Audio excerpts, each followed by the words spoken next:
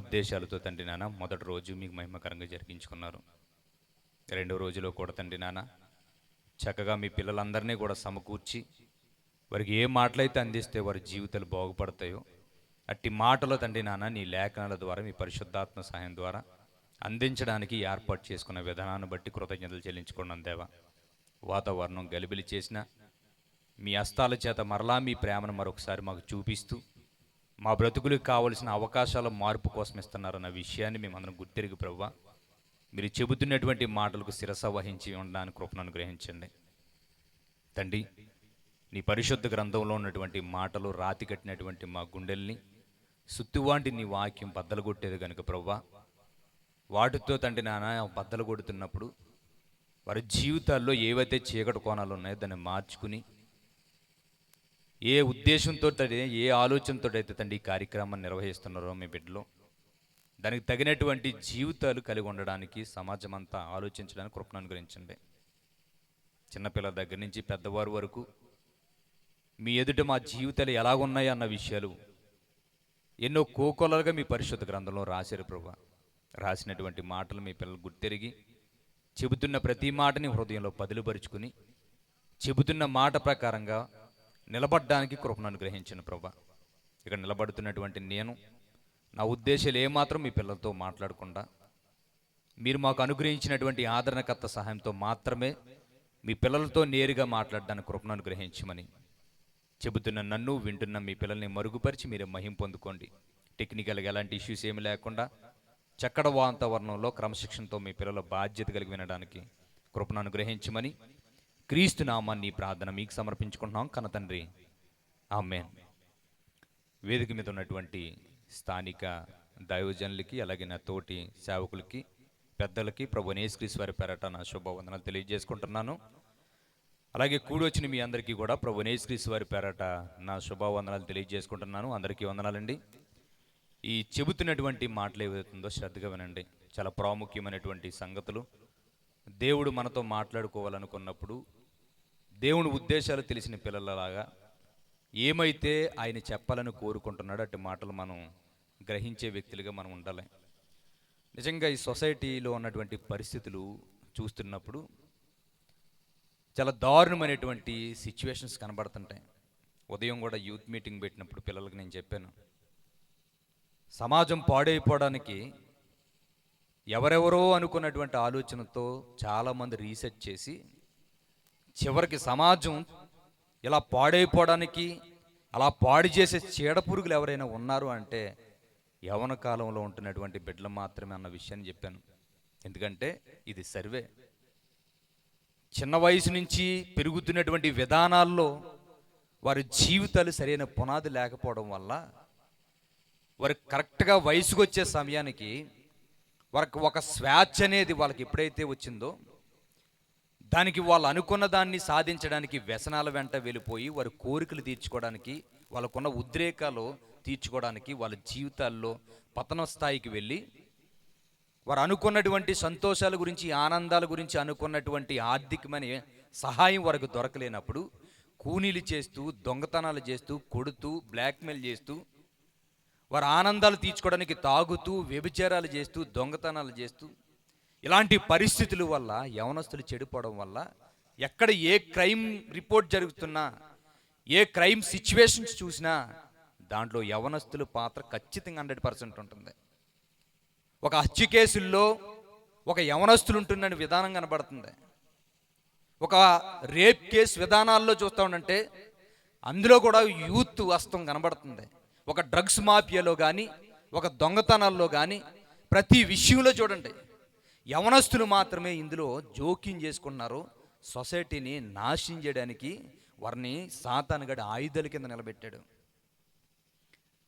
ఈ చెడిపోతున్నటువంటి ఈ లోకానికి, ఈ సొసైటీకి, యూత్కి ఆదర్శంగా ఉండవలసినటువంటి పిల్లలు యవన పిల్లలు. అలాంటి యవన పిల్లలు పాడైపోతున్న పరిస్థితి క్రైస్తవ సమాజానికి తెలుస్తుంది. క్రైస్తవ సమాజంలో పెద్దవారు, వృద్ధులు ఉంటారు, నడి వయస్కులు ఉంటారు, చిన్నపిల్లలు ఉంటారు, వారితో పాటు యవనస్తులు కూడా ఉంటారు. సమాజం పాడైపోతున్న సమాజం నుంచి ప్రత్యేకింపబడ్డ మనం వాళ్ళకి లాంటి దుర్మార్గమైనటువంటి జీవితాలు జీవిస్తున్న వారికి మార్గదర్శకంగా మనం బ్రతికి వారికి చూపించాలి. మన బ్రతుకులు సరిదిద్దుకుని పాడైపోతున్న లోకం విషయమై బాధపడి మన యొక్క మాదిరి జీవితాన్ని మనం వాళ్ళకి చూపించాలి. కానీ బాధాకరమైన విషయం, దౌర్భాగ్యమైన విషయం ఏంటంటే, లోకంలో ఎంతమంది అయితే ఎలాంటి పరిస్థితుల్లోకి అయితే కూరుకుపోయారో అలాంటి పరిస్థితుల్లోని ఈరోజు క్రైస్తవ సమాజంలో ఉన్నటువంటి యవనస్తులు కూడా అందులో కూరుకుపోయారంటే అది చాలా బాధాకరమైనటువంటి పరిస్థితి. దేవుని క్రమశిక్షణ చేత, దేవుని ఉద్దేశాల చేత నడిచినటువంటి బిడ్డలు క్రమశిక్షణగా బ్రతికి సమాజంలోనికి వెళ్ళి చదువుకుంటున్నా, ఉద్యోగాలు చేస్తున్నా, వాళ్ళు ఏ రంగంలో ఉంటున్నా మన భక్తి జీవితం మోరల్ వాల్యూస్ని బట్టి, ఆ ఎథిక్స్ని బట్టి బ్రతకవలసినటువంటి సిచ్యువేషన్స్ వాళ్ళయ్యాయి. మనల్ని చూసి ఎలాగ ఉండాలో అనుకుని చెప్పుకునే పరిస్థితి కల్పించాలి. కానీ సొసైటీలో అది కనిపించలేదు, కనుమరుగైపోయింది. రివర్స్లో వాళ్ళు చెబుతున్నారు, రే మీరు క్రైస్తవులు కదా ఎలాగ ఉండాలి కదని మనకు గుర్తు చేస్తున్నారు. క్రైస్తవులు కదా ఎలాగ ఉండాలనుకుని వాళ్ళు గుర్తు చేస్తున్నారు. అంటే మన స్థాయి ఏ స్థాయిలో పడిపోయిందన్న విషయాన్ని మనం జ్ఞాపకం తెచ్చుకోవాలి. ఎందుకు ఈ విషయం చెప్తున్నానంటే, ఈ లెక్క తల్లిదండ్రులు మనం నిలదీసి అడగరు, ఈ లెక్క మన ఉపాధ్యాయులు అడగరు, ఈ లెక్క మన సంఘ కాపరులు అడగరు, ఈ లెక్క మన సమాజంలో ఉన్నటువంటి పెద్దలు అడగరు. ఎవరు అడిగిస్తారో తెలుసా? ఈ యవన కాలం వరకు కంటికి రెప్పలా నేను కాపాడుకుంటూ ఈ భూమి మీద పుట్టించాడే దేవుడు, ఆ దేవుడు అడిగించడానికి సిద్ధంగా ఉన్నాడు. ఈ విషయాన్ని మనం గమనించాలి. ఈ పరిస్థితులు గమనించడానికి ఎలా పాడైపోతున్న ఈ సమాజానికి పునాదులు వేస్తున్నటువంటి మూలాలు ఏంటో మనకు తెలియాలి. ఈ యవన కాలంలో ఉన్నటువంటి బిడ్డల జీవితాలు ఎలాగ చీడపురుగులాగా తయారై సొసైటీని ఎలా తినేయడానికి, వాళ్ళ జీవితాలు ఎందుకు ఎలాంటి పరిస్థితుల్లోకి వెళ్ళిపోయినాయో ఇక్కడ ఉన్నటువంటి క్రైస్తవ సమాజం మనమందరం తెలుసుకోవాలి. ఇలాంటి పరిస్థితులు తెలుసుకున్న తర్వాత చాలా ప్రాంతాలకు తిరిగామండి మేము. చాలా ప్రాంతాలకు తిరిగిన తర్వాత ఇలాంటి మాటలు చెబుతున్నప్పుడు చాలా మంది పిల్లలు వారు చేస్తున్నటువంటి భక్తిహీనమైన పరిస్థితులు కానీ, వాళ్ళు దేవునికి వ్యతిరేకమైనటువంటి సిచ్యువేషన్స్ వాళ్ళు జీవితాల్లో ఉంటున్నప్పుడు వారికి ఈ మాటలు చెబుతున్నప్పుడు వాళ్ళ బ్రతుకులు వారికి అసహ్యం వేసి దేవుడిని ఎంత బాధ పెడుతున్నామని తెలుసుకుని చాలామంది వ్యక్తులు మారారు. పిల్లలు చాలామంది మీ మధ్యలో ఉన్నారు. ఇలాంటి పిల్లలందరినీ దేవుని కోసం నిలబెడుతూ వాళ్ళ జీవితాల్ని దేవునికి సమర్పించుకునేటట్లుగా చేసుకుని, కొంతమంది వాక్యం బోధించేటట్లుగా, కొంతమంది దేవుని పనులు చేసే పిల్లలుగా, కొంతమంది దేవుని గురించి ప్రకటించే పిల్లలుగా, కొంతమంది దేవుని సంఘాన్ని నిలబెట్టే పిల్లలుగా, చాలామంది రకరకాల పిల్లల్ని వేరే వేరే వర్గాల్లో పెట్టడం అనేది జరిగింది, కేటగిరీస్లో. ఇప్పుడు ఇలాంటి పరిస్థితుల్లోనే ఇలాగా వ్యర్థంగా తిరుగుతున్నటువంటి పరిస్థితులు వాక్యం ఎప్పుడైతే వాళ్ళకి అర్థమైనాయో, ఇంకా అలా ఉండకూడదు జీవితాలని చక్కగా మార్చుకుని వాళ్ళు దేవుళ్ళో బ్రతుకుతాం అనుకున్నప్పుడు వాళ్ళని ఇంకా దేవుడి గురించి బ్రతికించడానికి మనమందరం కలిసి ఏదో ఒక పరిచర్య చేయాలనుకునేటువంటి ఆలోచనలో మారిన బిడ్డలతో చెప్పినప్పుడు, మీ కర్నూలు నుంచే చాలామంది యవనస్తులు పైకి లేచారంటే, మీ కర్నూలు ప్రాంతం నుంచి, ఈ డిస్టిక్లో నుంచి, కర్నూలు డిస్టిక్లో నుంచి చాలామంది యవనస్తులు, టీచర్ పొజిషన్లో ఉన్న వ్యక్తులు, వైద్య వృత్తిలో ఉంటున్నటువంటి పిల్లలు, చదువుకుంటున్నటువంటి స్టూడెంట్స్ కానీ, లేదంటే ఇంజనీరింగ్ దాంట్లో ఉంటున్నటువంటి స్టూడెంట్స్ కానీ చాలామందికి రివల్యూషన్ వచ్చి నిలబడదాం అనుకుని ప్రారంభించినప్పుడు, మేమందరం ఒకవేళ వీళ్ళకి ఎప్పుడైతే బోధించి వీళ్ళని ఒకవేళ రేకెత్తించి మా ప్రాంతాలకు మేము వెళ్ళిపోతే వాళ్ళు పాడైపోతారన్న విషయం తెలిసి వీళ్ళందరినీ ఒక గుంపుగా పోగేసి ఆ గుంపు ద్వారా వాళ్ళతోటి దేవుడి పనులు చేయడానికి నిలబడి వాళ్ళతో ప్రతి సంవత్సరానికి 2 సార్లు 3 సార్లు దేవుని పనులు ఏవైతే ఉన్నాయో, ఎవరైతే సువార్త అందలేనటువంటి ప్రాంతాలు ఉన్నాయో ఆ ప్రాంతాలకు తీసుకువెళ్ళి, ఆ ప్రాంతాల్లో ఉన్నటువంటి వ్యక్తులు ఎంత దారుణమైన సిచ్యువేషన్ ఉన్నారో వాళ్ళని కాపాడడానికి ఎవరు వెళ్తారా మనం తప్ప అనుకుని, వాక్యం చేత మారినటువంటి యవన బిడ్డలను అలా విడిచిపెట్టేయకుండా వాళ్ళకు ఒక్కొక్క బాధ్యత అప్పగించి, ఎక్కడో ఒరిస్సా బార్డర్లో ఉంటున్నటువంటి అరణ్య ప్రదేశాల్లో నాగరికతకు దూరంగా దారుణమైనటువంటి వస్త్రధారణ కూడా సరిగా లేనటువంటి బిడ్డలకి కనీసం తిండి సౌకర్యం కానీ, వైద్య సౌకర్యం కానీ, రవాణా సౌకర్యం కానీ ఏమీ లేనటువంటి పిల్లల మధ్యకి వెళ్ళి వాక్యం చెప్పడమే కాదు, వాళ్ళ కడుపు నిండుగా తృప్తిగా భోజనం పెట్టి వాళ్ళకి వైద్యం అనే దాన్ని అందించి వాళ్ళకి సువార్త చెబితే గుండెలకు హత్తుకుని క్రీస్తుని విశ్వసిస్తారని వాళ్ళ దగ్గరికి ఎన్నో 100 కిలోమీటర్ల లోపలికి వెళ్ళి ఎన్నో లక్షలు ఖర్చు పెట్టి వాళ్ళకి పరిచర్య చేస్తున్నాం. వాళ్ళకి వైద్యం అందదు. వాళ్ళ పరిస్థితి ఎలాగుంటుందో తెలుసా? ఒకవేళ వాళ్ళ కాలుకి అయినా సెప్టిక్ అయ్యి పుండు కింద అయ్యింది అనుకోండి, ఆ పుండైనటువంటి ఆ దాన్ని ట్రీట్మెంట్ చేయించుకోవడానికి ఇంకొక 200-300 కిలోమీటర్లు వెళ్ళాలి వైద్యులు సంప్రదించాలంటే. కాబట్టి వాళ్ళు ఏం చేస్తారో తెలుసు, అది సెప్టిక్ అయిపోయి కాలు కొద్దిగా అలా పాడవుతుంది అనుకోండి, కత్తి తీసుకుని నరికేస్తారు దానికి మళ్ళీ ఇంకో కట్టేస్తారు. అక్కడ కూడా పాడైపోయింది అనుకో, కొన్ని రోజులకి దాన్ని కూడా నరికేస్తారు. ఇంకా వైద్యం లేదు. మనకులాగా ఏమన్నా పిల్లలు ఏమన్నా గర్భిణీ స్త్రీలు ఏమైనా డెలివరీ కావాలంటే ఎక్కడికో కొన్ని 100 కిలోమీటర్లు తీసుకెళ్ళి అంతవరకు ఆగే పరిస్థితి ఉండదు. వాళ్ళే నాటు వైద్యం చేసేసుకుంటారు. బ్రతుకుతే బ్రతికినట్టు తల్లి పిల్లను, లేదంటే చనిపోవడం అంతే. చిన్నప్పుడు పిల్లలకి సౌకర్యం ఏమీ లేకుండా వాళ్ళ పూటకి రోజుకి ఒక పూట మాత్రమే తింటారు. పిల్లలకి పెట్టలేని పరిస్థితి. పొద్దున్నుంచి సాయంత్రం వరకు పనిచేస్తే 100 రూపాయలు కూలిస్తారు. అది కూడా ఎవరైనా డబ్బు ఉన్నవాడు పెట్టుకుంటే, పనులు కూడా ఉండవు అక్కడ. ఏ ఆకులు అలమలో తినేసి బ్రతుకుతున్నటువంటి ప్రదేశాలు అవి. చిన్నపిల్లలకి ఒకవేళ లేచి ఆకలంటే వాళ్ళకి పెట్టలేరని వాళ్ళ ప్రాంతంలో జీలికల్లు అనేది ఒకటి ఉంటుంది, మత్తు పదార్థాలు. ఆ జీలికల్లు తాగించి ఉయ్యాల్లో పడుకోబెట్టేస్తారు. వాళ్ళ సాయంత్రం లెగిస్తారు. ఎందుకంటే ఈ మధ్యలో లెగితే ఆకలికి పెట్టడానికి తల్లిదండ్రులు ఉంటారు, పనికి వెళ్ళిపోతారు. కాబట్టి ఈ పరిస్థితుల్లో వాళ్ళకి వెళ్ళిపోయే పరిస్థితి ఉంది కనుక వీళ్ళకి ఇలా చేస్తారు. చిన్న వయసులోనే ఆర్గన్స్ పాడైపోతాయి, అవయవాలు. చాలామందికి వైద్యం అందివ్వక చాలామంది చనిపోతుంటారు. ఇలాంటి వాళ్ళు పరిస్థితులు తెలిసినప్పుడు ఎంత ఏమైనా పర్వాలేదు, మాకున్నటువంటి దాన్ని మేము పోగేసుకుని ఎలాగైనా వాళ్ళకి చెయ్యాలని కంకణం కట్టుకుని వస్తున్నటువంటి ఏమైనా డబ్బులు ఉంటే ఒక పక్కన తీసి, ఉద్యోగం చేస్తున్న పిల్లలు కూడా వాళ్ళకు ఉన్నటువంటి ఉద్యోగాల్లో నుంచి పక్కకు తీసి, ఇలాంటి వాటి అన్నిటిలో నుంచి పక్కకు తీసి ఎంతోమందికి వైద్యం చేసి కడుపు నిండుగా అన్నం పెట్టి, ఎంతోమందికి పరిచర్య వాక్యాన్ని చెబుతూ ఇదిగో దేవుని ప్రేమ ఎలాగుంటుందని తెలియజేసే సిచ్యువేషన్స్ మా టీం నుంచి కల్పించాం. ఎందుకు ఈ విషయం చెప్తున్నానంటే, యవనస్తులు పాడైపోతున్న వాళ్ళకి వాక్యం చెప్పి వెళ్ళిపోతే వాళ్ళు లోకంలో మరలా కలిసిపోతారు. వాళ్ళు పట్టుకుని ఉండాలి. ఎలాగుండాలి? వాళ్ళతోటి ఏదైనా పాత్రలు వాళ్ళకి అప్పగించాలి. ఇది నీ బాధ్యత, ఇది నీ పని అనుకుని వాళ్ళకి చెబుతుంటే, దేవుని పిల్లల విషయాల్లో వాళ్ళు నేర్చుకున్న భక్తి ఎదుటి వారి మీద చూపించినప్పుడు మాకు ఇంకా చాలా పెద్ద పని అవుతుందని ఇంకా లోకం వైపు చూడకుండా ముందుకు నడిచే పరిస్థితి కనబడుతుంది. ఈ సిచ్యువేషన్స్ మీకు అర్థం కావాలంటే, అక్కడ జరుగుతున్నటువంటి పరిస్థితుల్లో మేమందరం వెళ్ళి ఎలాంటి వర్క్ చేసామో అన్నది మీకు తెలియాలంటే స్క్రీన్ మీద వేస్తారో ఒకసారి జాగ్రత్తగా చూడండి. ఆ వీడియో లైట్స్ ఆపేసి అప్పుడు ఆ వీడియో ప్లే చేయండి.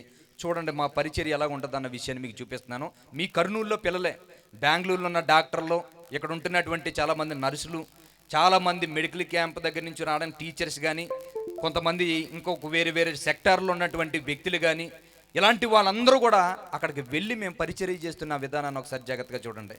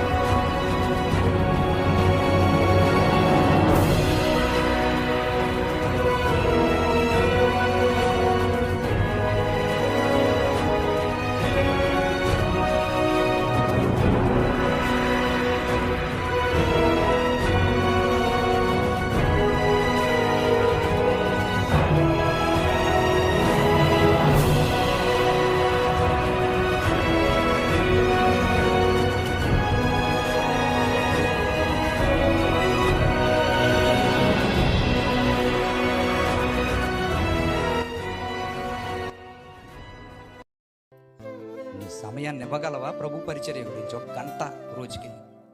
నీ ప్రాణం అడగడం లేదు, నీ ఆశ్రైశ్వర్యాలు అడగడం లేదు, నీకున్నది ఏమి అడగడం లేదు. నువ్వు బ్రతుకున్న ఈ కాలంలో దేవుడు ఈ బ్రతికిచ్చాడని అన్నీ బ్రతుకుతున్నటువంటి ఆ బ్రతుకు కృతజ్ఞతగా ఆయన 10 మందికి సువార్త చెప్పి నువ్వు చనిపోవాలని కోరుకుంటున్నాడు. ఆ సిలువ యాగం నీ దగ్గర వ్యర్థమైపోకూడదు అనుకున్నాడు. ఆ సిలువ నిన్ను రక్షించింది కదా. ఆ సిలువ యాగం నిన్ను దేవుని ఎదుడు పరిశుద్ధుడిగా నిర్దోషిగా నిలబెట్టింది కదా. ఈ త్యాగం ఇంకొకటి తోడి చెప్పడానికి నిన్ను నోరు లేవడం లేదంటే ఏమన్నాను నిన్ను? ఇక్కడ అన్నాడు ప్రభు పని గురించి చనిపోతానన్న వ్యక్తిని చూపిస్తున్నాడు. సంతోషాలన్నీ ఎంజాయ్ చేస్తుండేవారు. అలా ఉండకూడదు, మార్చాలి. వీళ్ళు చెప్పేసి వెళ్ళిపోతే వీళ్ళు పాడైపోతారు కనుక ఒక టీం కింద తయారవి మొత్తం అంత ఒక రెవల్యూషన్ తీసుకురావాలనుకుని అలాంటి ప్రాంతాలకు వెళ్తుంటాం. అది ఎక్కాలంటే ఇంచుమించు కొండ ఎక్కాలంటే 3 కొండలు ఎక్కాలి పైకి. కార్లు వెళ్ళవు అక్కడికి, కాలినడకనే వెళ్ళాలి. ఇంచుమించు 6 కిలోమీటర్లు ఎత్తు ఎక్కితే అప్పుడు వాళ్ళ ఇల్లు ఉంటాయన్నమాట. అక్కడ మనం పరిచర్య చేయాలి. వాళ్ళ దగ్గరికి వెళ్ళి ఆ వాతావరణం సరిగా ఉండదు, చలికి తట్టుకోలేము, చాలా దారుణమైనటువంటి పరిస్థితులు ఉంటాయి. ఇలాంటి పరిస్థితుల్లో కూడా ఈ సంతోషాలు, ఈ ఎంజాయ్లన్నీ మాని వాళ్ళ కొరకు పరుగులు పెట్టుకుని వాళ్ళకి పరిచర్య చేయడానికి, దేవుని సువార్త చెప్పడానికి ఇంతమంది యవనస్తులు నడుం కట్టుకుంటున్నారంటే అలాంటి బిడ్డల్లాగే మా బిడ్డలు బ్రతకాలనుకునే ఆలోచన ఉంటే మమ్మల్ని సంప్రదించడమో లేదంటే ఇంకొకరిని సంప్రదించడమో కాదు, దేవుని వాక్యాన్ని బట్టి తల్లిదండ్రులు నిలబడగలిగితే బిడ్డల జీవితాలు అద్భుతంగా తీర్చిదిద్దబడతాయి. ఇక్కడికి వచ్చినటువంటి బిడ్డల్లో చాలామంది హైందవులు ఉన్నారు. వారి కుటుంబాల్లో క్రీస్తు గురించి చెప్పారనుకోండి, నిర్దాక్షిణ్యంగా చంపేయడానికి కూడా వెనకాడరు. అలాంటి పిల్లలు ఉన్నారు. అందులోను దేవుని ప్రేమను గుండెల్లో పెట్టుకుని ఏదేమైనా పర్వాలేదు అనుకుని తెగించి ముందుకు వచ్చి వాళ్ళు నిలబడుతున్నారు. వాళ్ళ ప్రార్థనలు ఎక్కడ చేసుకుంటారో తెలుసా? హైందవులు. దేవుని క్రీస్తుని నమ్మిన తర్వాత ఇంట్లో తెలిస్తే ఏమైనా చేస్తారని బాత్రూమ్స్లో స్నానం చేయడానికి వెళ్ళినప్పుడు స్నానం చేయకుండా బాత్రూంలోకి వెళ్ళి మోకలేసి ప్రార్థన చేస్తారు. వాళ్ళు బయట బహిరంగంగా ప్రార్థన చేస్తే ఊరుకోరు ఇంటి దగ్గర. లోపలికి వెళ్ళిన తర్వాత బాత్రూంలోకి బైబిల్ పట్టుకెళ్ళి బట్టలతో పాటు అక్కడ లోపల ఒక మూల కూర్చుని చదువుకుంటారండి. మనకేమైనా అలాంటి ప్రాబ్లమ్స్ ఏమైనా ఉన్నాయా? ఆటంకాలు, ఎలాంటి ఇబ్బందులు ఏమైనా ఉన్నాయా? లేవు. ఇలాంటి పరిస్థితులు ఏమి లేకుండా స్వేచ్ఛగా బ్రతుకుతున్న వ్యక్తులు మనమందరం. దేవుడు తెలియలేనటువంటి కుటుంబాల్లో వచ్చినటువంటి బిడ్డలు ఖచ్చితమైనటువంటి జీవితాలు జీవిస్తున్నారు. ఎలాగ సాధ్యమైంది? వీటన్నిటికి గల కారణాలు చిన్నప్పటి నుంచి మనం చదువుతూ ఉంటాం. రాబోతున్న తరాల్లో పిల్లల భవిష్యత్తుల్లో బాగోవాలి, ఉన్నతంగా నిలబడాలంటే వారు ఎలాగుండాలని ప్రశ్నించుకుంటున్నప్పుడు సొసైటీలో యవనస్తులు చెడిపోతున్నారు, చీడపురుగులా మారిపోతున్నారు, వాళ్ళ దుర్మార్గమైనటువంటి పరిస్థితుల్లోకి వెళ్ళిపోతున్నారని మనం బాధపడుతున్నాం కదా. దానికి గల కారణం ఎవరో తెలుసా? దానికి గల కారణం స్కూల్స్లో ఉన్న టీచర్స్ కాదు, అధ్యాపకులు కాదు, సంఘంలో ఉంటున్నటువంటి కాపర్లు కాదు, సంఘంలో తీర్పులు తీర్చడానికి నిలబడ్డ పెద్దలు కాదు. వాళ్ళ బ్రతుకులు పాడైపోవడానికి ప్రాముఖ్యమైన కారణం తల్లిదండ్రులు. గుర్తుపెట్టుకోండి, తల్లిదండ్రులు మేము ఎలాగని మీరు అనుకోవచ్చు. ఎవరైనా ఏదైనా చిన్న పనులు ఏమైనా చిన్న పిల్లలు ఏమైనా తప్పు పని చేశారనుకోండి, పెద్దలకు మర్యాద ఇవ్వకుండానో అనకుండా మాటలు ఏమన్నా మాట్లాడినప్పుడు వాడు ఇష్టానుసారంగా మాట్లాడుతుంటే పెద్దల దగ్గర ఉంటున్నప్పుడు వాళ్ళకి గౌరవం ఇవ్వలేదు అనుకోండి, వాడు చేయకుండా పని చేశాడు అనుకోండి, అక్కడ ఉన్న పెద్దలందరూ వీడిని ఏమంటారో తెలుసా? వాడిని కొట్టరు, తిట్టరు, ఒక ప్రశ్న అడుగుతారు. ఏం ప్రశ్న అడుగుతారో తెలుసా? రే, మీ అమ్మ నాన్న ఎవర్రా అని అడుగుతారు. ఎందుకు అడుగుతారు? అల్లరి చేసింది ఈడు కదా, బూతులాడింది ఈడు కదా, తిట్లు తిట్టింది ఈడు కదా, గొడవాడింది ఈడు కదా. ఈయన్నేమనకుండా తల్లిదండ్రులు ఎందుకు అడుగుతున్నారు? ఎందుకు అడుగుతున్నారు తెలుసా? వీడు ఎలా తయారవ్వడానికి గల కారణం వాడి తల్లిదండ్రులు. పునాది ఎక్కడ ప్రారంభం అవ్వాలంటే మొదటి గురువు తల్లిదండ్రులని చెబుతారు. తల్లిదండ్రులు చెప్పుకోవాలి. అందుకనే మహాజ్ఞాని మాట్లాడు తెలుసా? చిన్నప్పటి నుంచి మనకు సుపరిచితమైనటువంటి పరిచయమైనటువంటి ఒక వచనం మనకు తెలుసు. సామెతల గ్రంథం 22వ అధ్యాయం 6వ వచనం. సామెతల గ్రంథం 22వ అధ్యాయం 6వ వచనం. చిన్నప్పటి నుంచి చదివిన వాక్యాలు అవి, కానీ దాన్ని ఎలాగ అనువర్తించుకోవాలో మనకు అర్థం తెలియదు. దాన్ని ఎలాగా మనం నేర్చుకోవాలో మనకు తెలియదు. చదువుతాం, కంఠస్థపడతాం, ఎవరన్నా అడిగితే టూకీగా చెప్పేస్తాం, కానీ వచనాలు వెనకాల దేవుని మనసేటో అర్థమవలేనటువంటి పరిస్థితులు మనపై చెబుతున్నాడు. చూడండి, జ్ఞాని చెబుతున్నటువంటి మాట సామెతల గ్రంథం 22వ అధ్యాయం 6వ వచనం. బాలుని నడవవలసిన త్రోవ వాడికి నేర్పుము, వాడు పెద్దవాడైనప్పుడు దాని నుంచి వాడు తొలగిపోడు అన్నది అందరికీ తెలిసండి వచనం, అందరికీ తెలిసి వచనం. ఈ వచనంని కంఠస్థపడేసి చెబుతాం కావాలంటే మనం దీన్ని ఎలాగ అర్థం చేసుకున్నామో తెలుసా? వాడు నడవలసినటువంటి త్రోవ వాడికి నేర్పించు, పెద్దవాడైనప్పుడు దాని నుంచి తొలగిపోడంటే అదిగో వాడికి వాక్యం నేర్పిస్తే ఆ వాక్యం ప్రకారంగానే వాడు బ్రతుకుతాడు, దాని గురించి జ్ఞాని రాశాడు అని అంటున్నారు. దానికోసం రాలేదు. సామెతలో చాలా వరకు కూడా ఒక సైకాలజీ రాశాడు, హ్యూమన్ సైకాలజీ అంటే మనుషుల యొక్క తత్వజ్ఞానం గురించి రాశాడు, మనుషుల యొక్క బుద్ధులు ఎలాగుంటే రాశాడు, మనుషుల యొక్క స్వభావాలు ఎలాగుంటే రాశాడు. ఆ తత్వం గురించి రాస్తున్నప్పుడు ఇదిగో తల్లిదండ్రులకు ఉన్నటువంటి బాధ్యత ఏదైతే ఉన్నదో ఆ బాధ్యత పిల్లల మీద ఎఫెక్ట్ చూపిస్తుందని చెబుతున్నాడు. వాక్యం నేర్పితే పెద్ద ఎదిగిన తర్వాత తొట్టిల్లకుండా ఉంటాడు అని చెప్పలేదు. అది పిల్లలకి నువ్వు చిన్నప్పటి నుంచి ఏది బోధిస్తావో ఆ బోధించిందే వాడు నేర్చుకుంటాడో, పెద్ద అయిన దగ్గర కూడా వాడు తొలగిపోకుండా దానినే వాడు కంటిన్యూ చేస్తాడు. అర్థమయ్యేలా చెబుతున్న జాగ్రత్తగా చూడండి.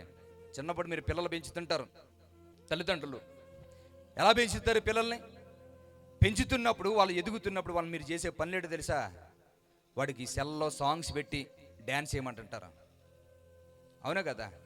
ఆ డ్యాన్స్కి వాడు సినిమా పాటలకు మంచి మ్యూజిక్ వస్తూ ఉంటుంటే నువ్వు కూడా వేయి అంటే డ్యాన్స్ వేస్తుంటాడు. అలా కొద్దిగా ఎదిగిన తర్వాత వాడు ఏం చేస్తాడో తెలుసా? జాగ్రత్తగా డ్యాన్స్ వేయడం తర్వాత ఇంకా నేర్పిస్తుంటారు. మీరు రే మీ అమ్మమ్మని తిట్టు, మీ నానమ్మని తిట్టు, మీ తాతయ్యని తిట్టు అని అంటారు. తిడుతుంటాడు, అందరినీ తిడుతుంటాడు. ఆలమ్మని తిడతారు, మీ అమ్మని తిడతారు. తర్వాత అలా తిట్టిన తర్వాత ఈ కోచింగ్ అయిపోద్ది కదా, ఇది అయిపోయిన తర్వాత నెక్స్ట్ ప్రోగ్రామ్ మొదలెడతారు. రే మీ నానమ్మని దాన్ని అంటావు, మీ తాతయ్యని దాన్ని అంటావు, వీళ్ళ దాన్ని అంటావు. వీడు తనడో నేర్చుకుంటాడు. వీడు ముందు డ్యాన్సులు నేర్చుకున్నాడు, తర్వాత బూతులు నేర్చుకున్నాడు, తనడో నేర్చుకున్నాడు. వృద్ధులు ఎన్ని రోజులు ఉంటాడండి? వృద్ధులు కొన్ని రోజులు ఉంటారు. ఒక 10 సంవత్సరాల తర్వాత వాళ్ళ పెద్ద ఎదిగేటప్పటికి వృద్ధులు చనిపోతారు. వాళ్ళ తాతయ్యలు, నానమ్మలు, అమ్మమ్మలను తనడానికి ఇప్పుడు ఎవరున్నారు? ముసలోళ్ళు చనిపోరు. ఎవరున్నారు ఇప్పుడు తన్నించడానికి? తల్లిదండ్రులు ఉన్నారు. నిన్ను దాంతో కూర్చుంటాడు. ఇప్పుడు ఇదే వచ్చినని మీరు చదవండి. బాలుడు నడవలసిన త్రోవ వాడికి నేర్పించుము, పెద్దవాడైనప్పుడు చెప్పండి అందరూ, బాలుడు నడవలసిన త్రోవ వాడికి నేర్పించుము, పెద్దవాడైనప్పుడు దాని నుంచి వాడు తొలగిపోడు. చిన్నప్పుడు తనడో నేర్పించో, పెద్ద ఎదిగిన తర్వాత నేను తన్నేంత వరకు ఊరుకోడాడు, తొలగిపోడాడు ఆ మాటలో నుంచి. చిన్నప్పుడు వాడికి పాటలు నేర్పించి డ్యాన్స్ చేయమన్నో, పెద్ద ఎదిగిన తర్వాత వాడు మారిపోడు. డీజే సాంగుల మధ్య నాగిని డ్యాన్స్ చేసుకుంటూ కింద దొర్లేస్తుంటాడు తాగేసి. నీ కుర్రోళ్ళే చదువుకున్న వాళ్ళు. నువ్వు గొప్పగా చెప్పుకుంటాడు మా అబ్బాయే తర్వాత తెలుస్తుంది. వాడికి చిన్నప్పటి నుంచి వాడికి పాటలకు డ్యాన్స్ లేడు నేర్పించావు, బూతులాడు నేర్పించావు. రేపు పొద్దున్న తల్లిదండ్రులు ముందు ఉన్న అమ్మ, తల్లి, తర్వాత అక్కలో, చెల్లు అందరూ ఉన్న వాడు నిర్గలంగా ఏం చేస్తాడు తెలుసా? బూతులాడుతుంటాడు. రే ఇక్కడ ఆడవాళ్ళు ఉన్నారు కదా బూతులాడుతుంటే వాడు సంస్కారం వల్ల నేర్పించేవాడికి వాడు ఏం నేర్చుకుంటాడు? అవే నేర్చుకుంటాడు. ఎందుకంటే సామెతలు ఏం చెప్తున్నాయి? బాలుడు నడవలసిన త్రోవ వాడికి నేర్పించు, పెద్దవాడైనప్పుడు దాని నుంచి వాడు తొలగిపోడు. చిన్నప్పుడు బూతులాడరన్నో, పెద్ద ఎదిగిన తర్వాత బూతులాడతాను అంటాడు. తొలగిపోవడం అందులో నుంచి.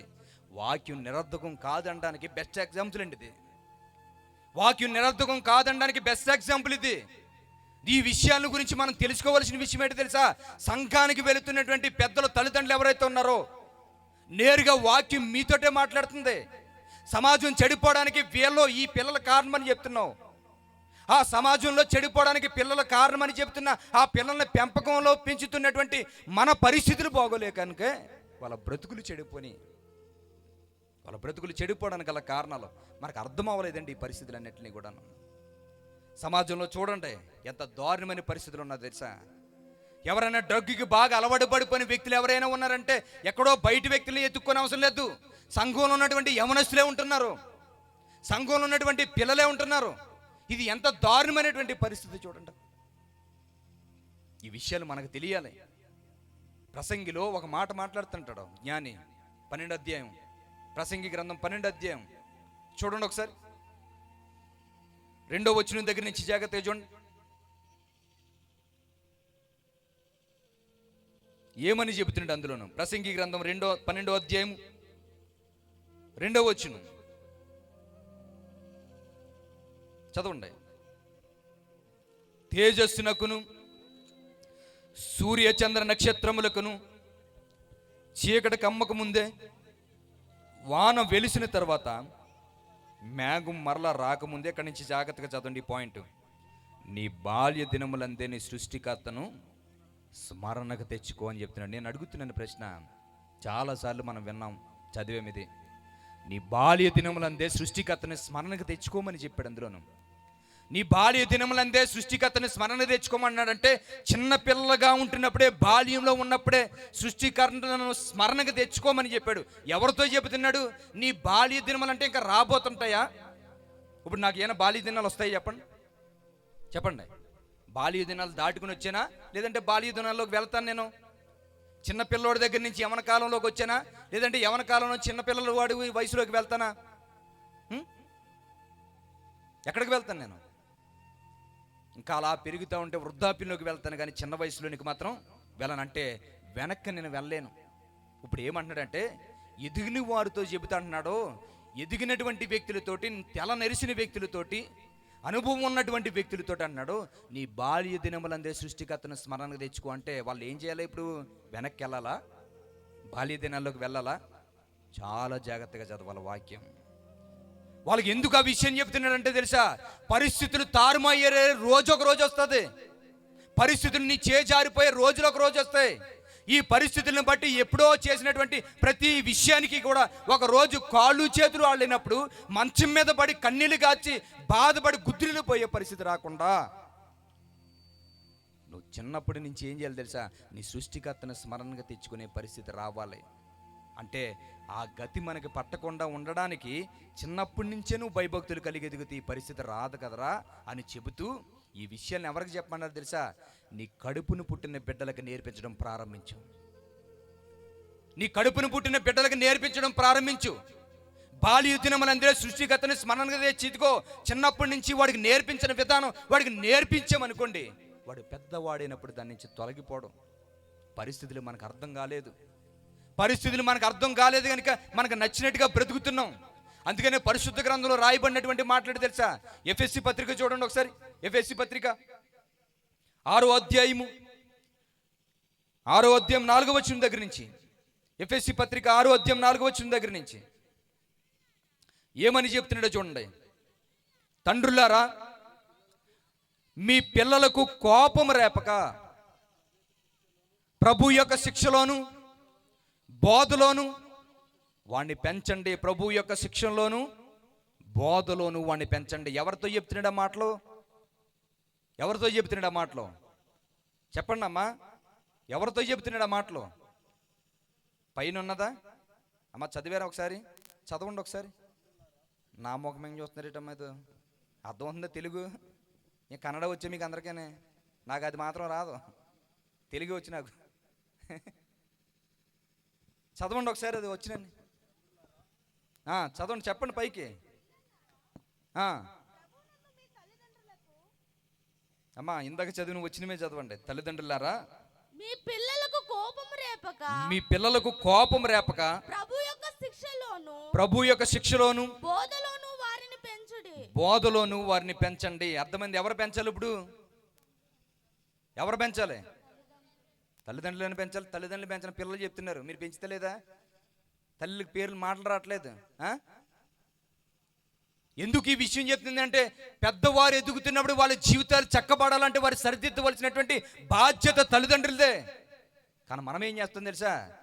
టీచర్లకి, సండే స్కూల్ టీచర్లకి అప్పగించుకో, మా బిడ్డలు మీ చేతికి అప్పచెబుతాం, మీకు నచ్చింది చేసేయండి అంటారు, అంతే. మనకు అదే తెలుసు. వాళ్ళు కొడతారు, ఏం చేస్తారో మొత్తం మీద వచ్చేయండి ఇవన్నీ. ఆడు కొడతాడా చంపేస్తాడా? చంపేస్తున్నారు చాలామంది, వాళ్ళకి నచ్చినట్టుగా చేసేస్తున్నారు. ఇప్పుడు అదే మాట్లాడటం లేదు. ప్రభు యొక్క శిక్షలోను బోధలోను వాడిని పెంచు. వాక్యం చిన్నప్పటి నుంచి వాడికి నేర్పించడం ప్రారంభించు. చిన్నప్పటి నుంచి వాడికి దేవుని విషయాల గురించి చెప్పడం ప్రారంభించు. బైబిల్లో ఉన్నటువంటి అనేక మంది వ్యక్తుల జీవితాలు ఉన్నాయి, ఆ జీవితాల వారి గురించి చెప్పడం నేర్పించు. అలా నేర్చుకుంటున్నప్పుడు వాళ్ళ బ్రతుకులు సరిదిద్దుకుని ఒక భక్తుల్లా బ్రతకాలనుకుంటాడు, ఒక భక్తుడి లాంటి జీవితం జీవించాలనుకుంటాడు, ఒక భక్తుడి లాంటి జీవితాన్ని జీవించి సమాజానికి ఒక రోల్ మోడల్గా ఉండాలనుకుంటాడు. నువ్వు అలా నేర్పించలేదనుకో, వాడు ఏ మహేష్ లాగో, ఏ పవన్ కళ్యాణ్ లాగో, ఏ చిరంజీవి లాగో ఇప్పుడు వస్తున్న హీరోస్ ఎవరున్నారు కదా, వాళ్ళకిలాగా ఉంటూ వాళ్ళు చేస్తున్నటువంటి పనులు నువ్వు అన్నీ చేస్తూ ఉంటాడు. ఎందుకంటే వాడికి ఎలా బతకాలో ఎవరిలాగా బ్రతకాలో నువ్వు నేర్పించలేదు. సమాజం మాత్రం నేర్పించింది. ఎలా నేర్పించింది? అరే ఈ హీరోలాగా నేర్చుకోరా, ఈ హీరోలాగా ఉండరా అని అడిగితే ఏం చేశాడు తెలిసిడు? ఆ హీరోలో షర్ట్ వేసుకోకపోతే వీడు కూడా సినిమా రిలీజ్ అయినప్పుడు షర్ట్ లేకుండా రోడ్డు మీద తిరిగితే ఫుల్గా కొట్టేశారండి పోలీసులు తీసుకెళ్ళి. వాడు అందులో ఏం చేశాడు తెలిసే? హీరో డ్రెస్ వేసుకోలేదు, ఓన్లీ ఇన్నర్ వేర్ మాత్రమే వేసుకుని నిలబడ్డాడు.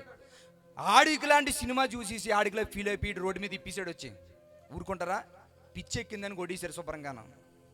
తెలుసా?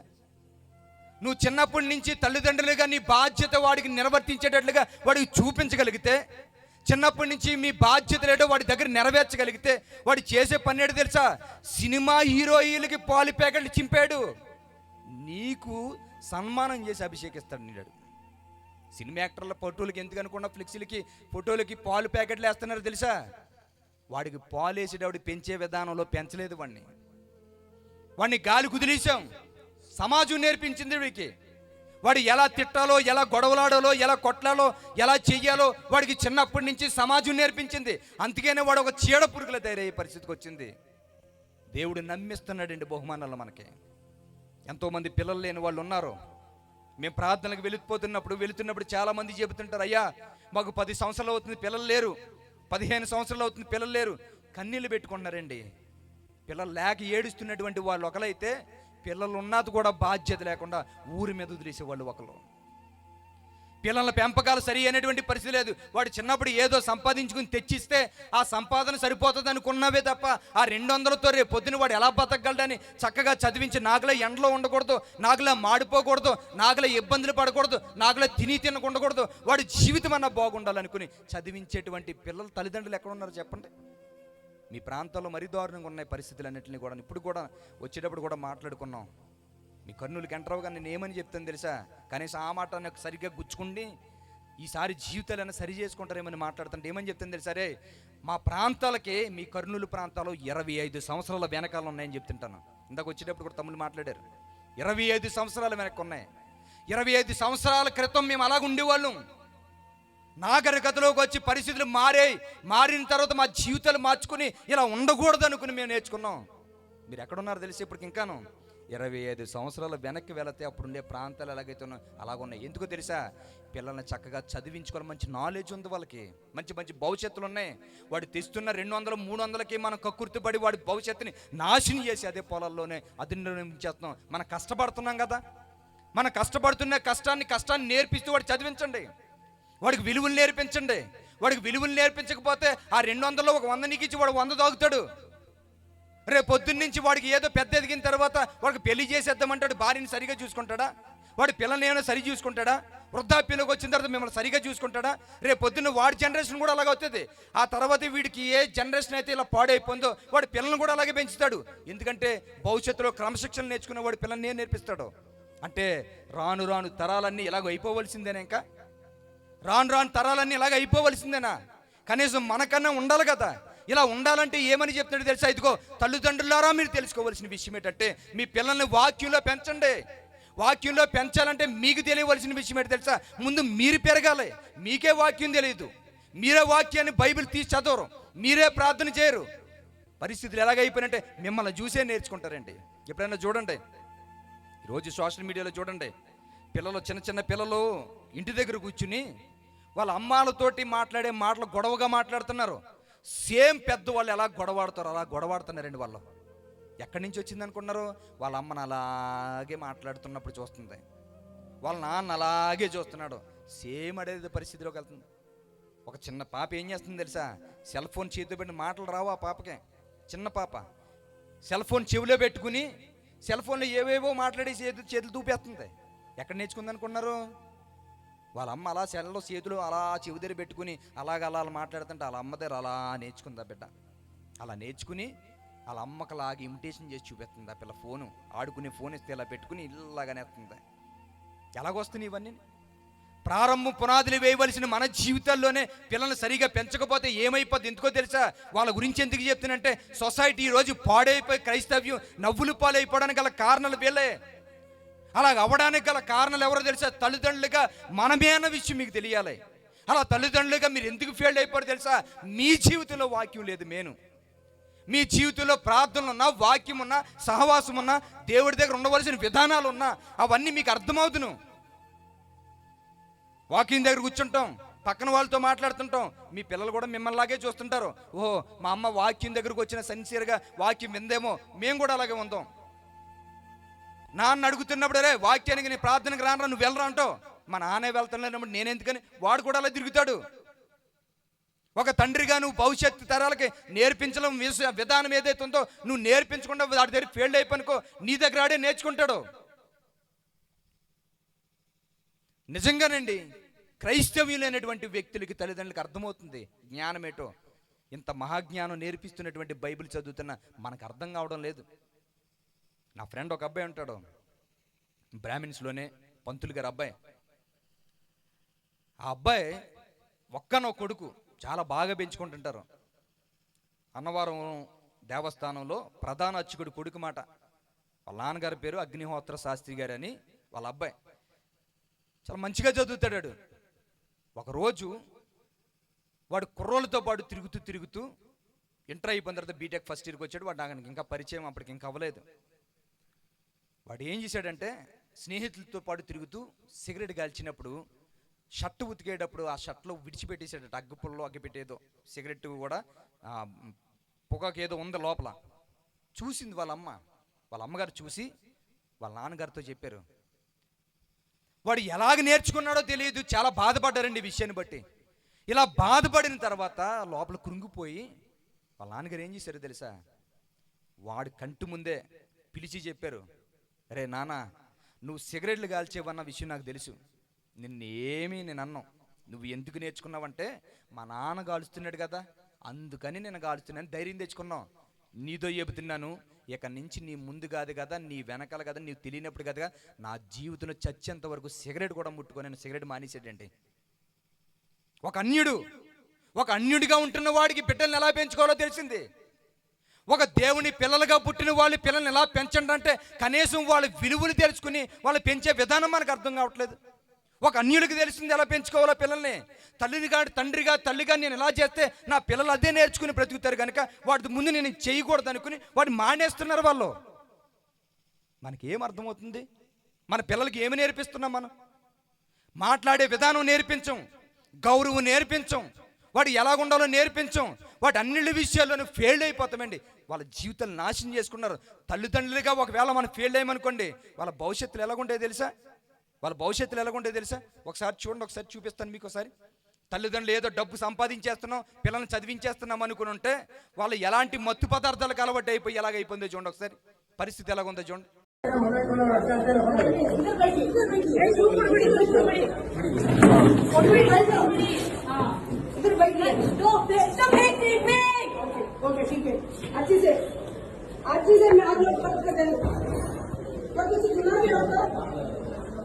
क्या काम होता है?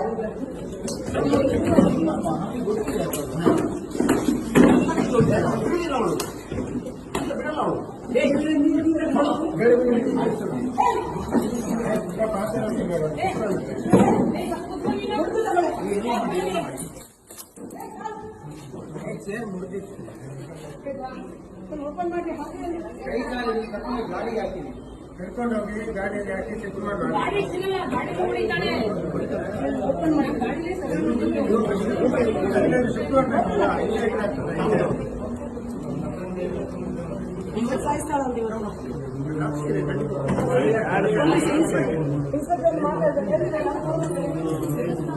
ಗಾಡಿ ಹಾಕಿ ಬಿಡಬಾರ್ದು. ಮತ್ತೆ ಹಾಗೆ ಬಿಡಬಾರ್ದು.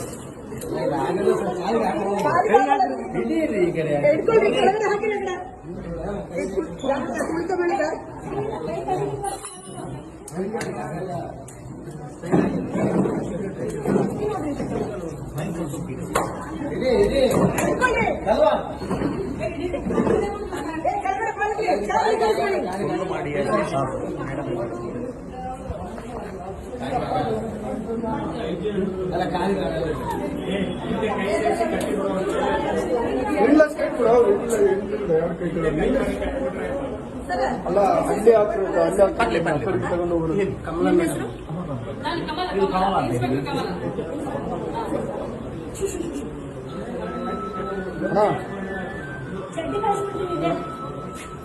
ಅದೆಲ್ಲ ಗೊತ್ತಿಲ್ಲ ಅವಳಿಗೆ ಚಡ್ಡಿ ಕೆಲಸ ಅಕ್ಕಡಿ ಅದ್ರ ಮೇಲೆ ಹಿಡ್ಕೊಳ್ರಿ ಲೂಸ್ ಬಿಡಬೇಡಿ.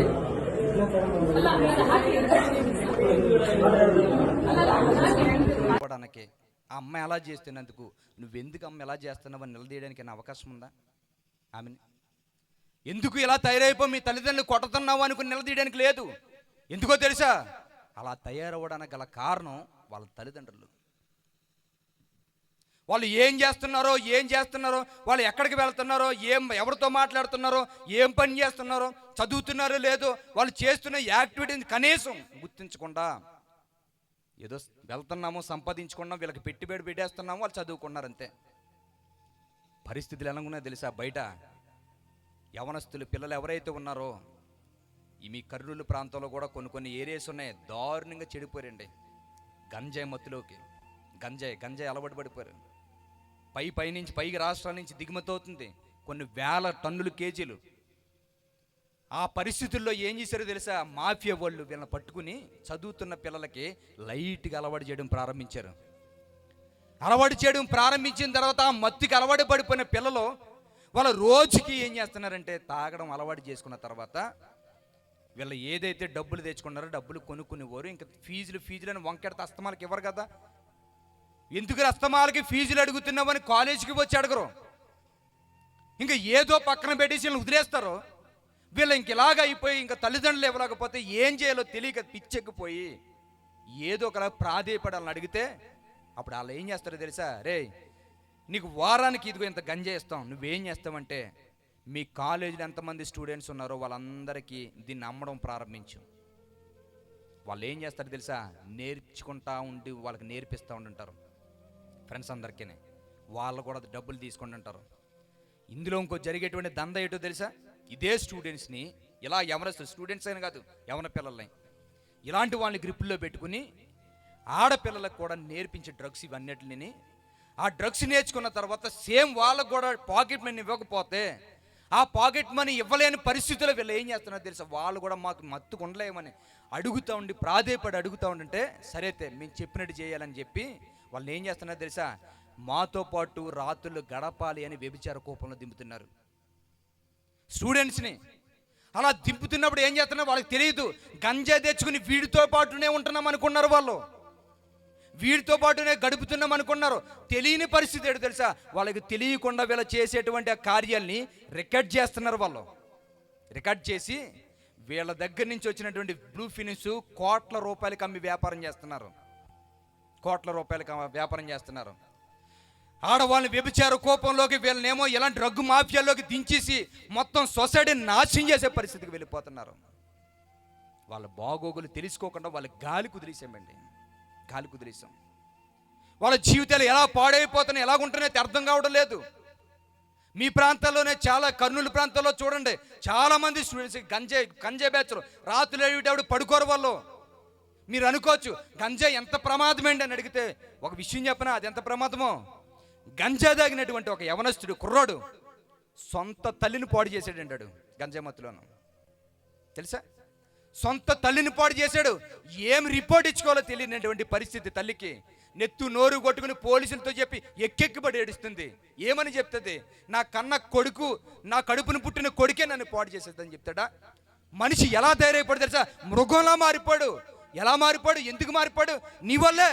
నువ్వు పెంపకం సరిగా లేదు, వాడి క్రమశిక్షణ నేర్పించలేదు, వాడికి ఎలా ఉండాలో నేర్పించలేదు, వాడి జీవితాన్ని పాడు చేసి మొత్తం మీద వాడు పాడైపోయిన తర్వాత నెత్తునోరు కొట్టుకుంటే ఎవడు కాపాడుతాడో? మనం ఒకవేళ భక్తిగా బ్రతికి దేవుని వాక్యం అందు భయభక్తులు కలిగి జాగ్రత్తగా ఉండగలిగితే వాడు భవిష్యత్తులో వాడు మంచి క్రమశిక్షణ నేర్చుకుని చదువుకుని నిన్ను చూసుకుంటాడు కదా. అలా లేని పరిస్థితుల్లో నీకే భక్తి లేదు, నీకే భయభక్తులు లేదు, నీకే దేవుని యందు ఒక విధానమైనటువంటి ఆలోచన లేదు. వాడు నేర్చుకుంటాడు, వాడు నేర్చుకునే పరిస్థితులు లేవు. పాడైపోయిందండి సమాజం అంతా కూడాను. డబ్బులు లేక ఏం చేస్తున్నారు తెలుసా? చదువుకోండి అమ్మా, కాలేజీలోకి వెళ్ళి చదువుకోండి, బాగా చదువుకుని ప్రయోజకులు అవ్వండి అనుకుని మేము ఏదో సంపాదిస్తున్నాం కదా అని సంపాదన కోసం పంపించేస్తుంటే వాళ్ళు వెళ్ళిపోయి వీళ్ళు సంపాదించుకుంటుంటే పాకెట్ మనీ తల్లిదండ్రులు ఇచ్చే సరిపోలేదని లగ్జరీలకు అలవాటు పడిపోయి నా పిల్లలు మంచి మంచి హోటల్స్లో ఫోటోలు తీసుకుని పెడుతున్నారు కదా, నా పిల్లలు మంచి మంచి కారులో తిరుగుతూ ఫోటోలు పెడుతున్నారు కదా, మంచి మంచి ఏరియాస్కి వెళ్ళి ఫోటోలు పెడుతున్నారు కదా, వీళ్ళే మా అబ్బాయి అని స్టేటస్లు పెట్టుకున్నారు తల్లిదండ్రులు. నువ్వు ఇవ్వలేని లగ్జరీ వాడికి ఎలాగొచ్చింది? నువ్వు ఇవ్వలేని కారు ఎలాగొచ్చింది వాడికి? నువ్వు ఇవ్వలేని డబ్బులకి సరిపోలేనటువంటి ఒక లగ్జరీ ఐఎంలో ఉండి వెళ్ళి వాడు హాస్టల్లోనే లేదంటే ఒక హోటల్స్లోనే వాడు తినే పరిస్థితి ఎలాగొచ్చింది వాడికి? నువ్వు ఇవ్వలేనటువంటి డబ్బులు సరిపోలేనటువంటి లగ్జరీ డ్రెస్సులు ఎలాగేస్తున్నారు? ఆలోచించారు ఏమన్నా? ఇవన్నీ ఆలోచించలేదండి. ఈ పరిస్థితులన్నింటిని బట్టి పిల్లలు ఎలా పాడైపోతున్నారో తెలుసా? నా బిడ్డలు చదువుకుని ఇలా మంచిగా రెడీ అయిపోతున్నారు అనుకున్నా కానీ ఆ మెయింటెనెన్స్ ఎక్కడి నుంచి వస్తుంది? ఎక్కడి నుంచి వస్తుంది మనకు తెలియదు. దారుణమైన పరిస్థితుల్లో ఉన్నారండి. సమాజం చెడిపోయింది. మీకు ఎందుకు ఈ వీడియో క్లిప్స్ ఎందుకు వేసి చూపిస్తున్నాను తెలుసా? ప్రత్యక్షంగా ప్రూఫ్స్ ఉంటే మీ కంటి ముందు అర్థమైపోతుంది, ప్రత్యక్షంగా తెలుస్తూ ఉంటుంది. ఎందుకంటే మీరు ఈ మూలన ఉంటారో మీకు తెలియదు. ఇలాంటి పరిస్థితులు బట్టి సమాజం పాడైపోతుంది. మా పిల్లలు కాదండి, మా పిల్లలు అలాగే ఉండరండి అంటే మీ పిల్లలు పాడైపోయే విధానం కూడా ఉన్నది. వాళ్ళు హై రేంజ్లో చేస్తారో మనం లో రేంజ్లో చేస్తాం. వాళ్ళు గంజాయిలు మత్తులకి డ్రగ్స్కి అలవాటుపోయి అలాగ ఉన్నారు వాళ్ళు. మన పిల్లలు బయటికి వెళ్ళిపోయి బీర్ బాటిల్ చిన్న చిన్న బాటిల్ తీసుకుని తుప్పలోకి వెళ్ళిపోతారు. అంతే, వాళ్ళకి మనకి తేడా. చూడండి, యవనస్తులు రాబోతుకి ఎక్కడెక్కడో పొలాల్లో కూర్చుంటుంటారు. బిర్యానీ ప్యాకెట్లు బీర్ ప్యాకెట్లు కూర్చొని తింటా ఉండి తాగుతూ కూర్చుంటుంటారు. అర్ధరాత్రి 12 గంటలకు వస్తుంటే మా అబ్బాయి పని చేస్తున్నాడు కదా, ఎక్కడికో తిరిగి వచ్చి వెళ్ళే పోనాడు, సంతోషంగా ఉన్నాడు కదా అని ఏ సినిమాకి వెళ్తే వెళ్ళాడు, ఏది చేస్తే వెళ్ళాడు అనుకుని వాడిని కూర్చోబెడుతున్నాం లోపల. వాడు పాడైపోతున్నాడని తెలుసా నీకు? మన ఇవ్వలేనటువంటి డబ్బులు ఎలాగొస్తున్నాయి వాడికి? మన ఇవ్వలేని డబ్బులు అమ్మాయిలు ఎలాగొస్తున్నాయి? మనం ఇవ్వకుండానే వీరి సెలవులు ఎలా కొనుక్కున్నారు అమ్మాయిలు. మనం ఇవ్వకుండానే వీడి మెయింటెనెన్స్ ఎలాగొస్తుంది? ఆలోచిస్తున్నాం ఏమన్నా? ఆలోచించడం లేదండి. సమాజం అంతా నాశనం అయిపోయింది మొత్తం అంతాను. తల్లిదండ్రులుగా మన భవిష్యత్తు మనం తెలియకుండా, మన బాధ్యతలు ఏదో తెలియకుండా విడిచిపెట్టేస్తే దారుణం అయిపోయిందండి సిచ్యువేషన్. మీకు ఒక సందర్భాన్ని నేను చూపిస్తాను చూడండి. నిజంగా యంగ్స్టర్స్ అమ్మాయిలు 20 నుంచి 24 సంవత్సరాల అమ్మాయిలు మాత్రమే రోడ్లపైన వాళ్ళ ఒళ్ళు అమ్ముకొని వ్యభిచారం చేస్తున్నారు. చదువు కోసం హైదరాబాద్కు వేరే రాష్ట్రాల నుంచి, జిల్లాల నుంచి నిజంగా వాళ్ళ తల్లిదండ్రులు కష్టపడి ఇక్కడికి పంపించి చదువుకోమని చెప్తే ఇక్కడ ఈజీ మనీ కోసం అలవాటు పడి వాళ్ళ ఒళ్ళు నమ్ముకొని ఇలా వ్యభిచారం చేస్తున్నారు. ఆ రాత్రుల్లో నిర్మానుష్య ప్రాంతాల్లో, రోడ్లల్లో, అదేవిధంగా హోటల్స్లలో, లాడ్జీలలో, ఓయో రూమ్లలో, ఇలా గెస్ట్ హౌస్లలో, ఇప్పుడు గెస్ట్ రూమ్స్ అని కొత్తగా వచ్చినాయి అక్కడ. సో దేశవ్యాప్తంగా నిజంగా ఇట్లా వ్యభిచారం చేస్తూ ఎన్ని వేల కోట్ల బిజినెస్ జరుగుతుంది. ఎక్కడ జూబ్లీస్ ఇక్కడ అమౌంట్ కొట్టి తీసుకెళ్ళాలి. ఇద్దరికైతే 10,000, ఒక్కరికైతే 6,000. ఉందా సార్? 2,000 సార్. నైట్కి कितना मेंबर? 2. 10,000. ఒక్కరైతే 5,000. ఒక్కరైతే 5,000 రూమ్కి వస్తారు.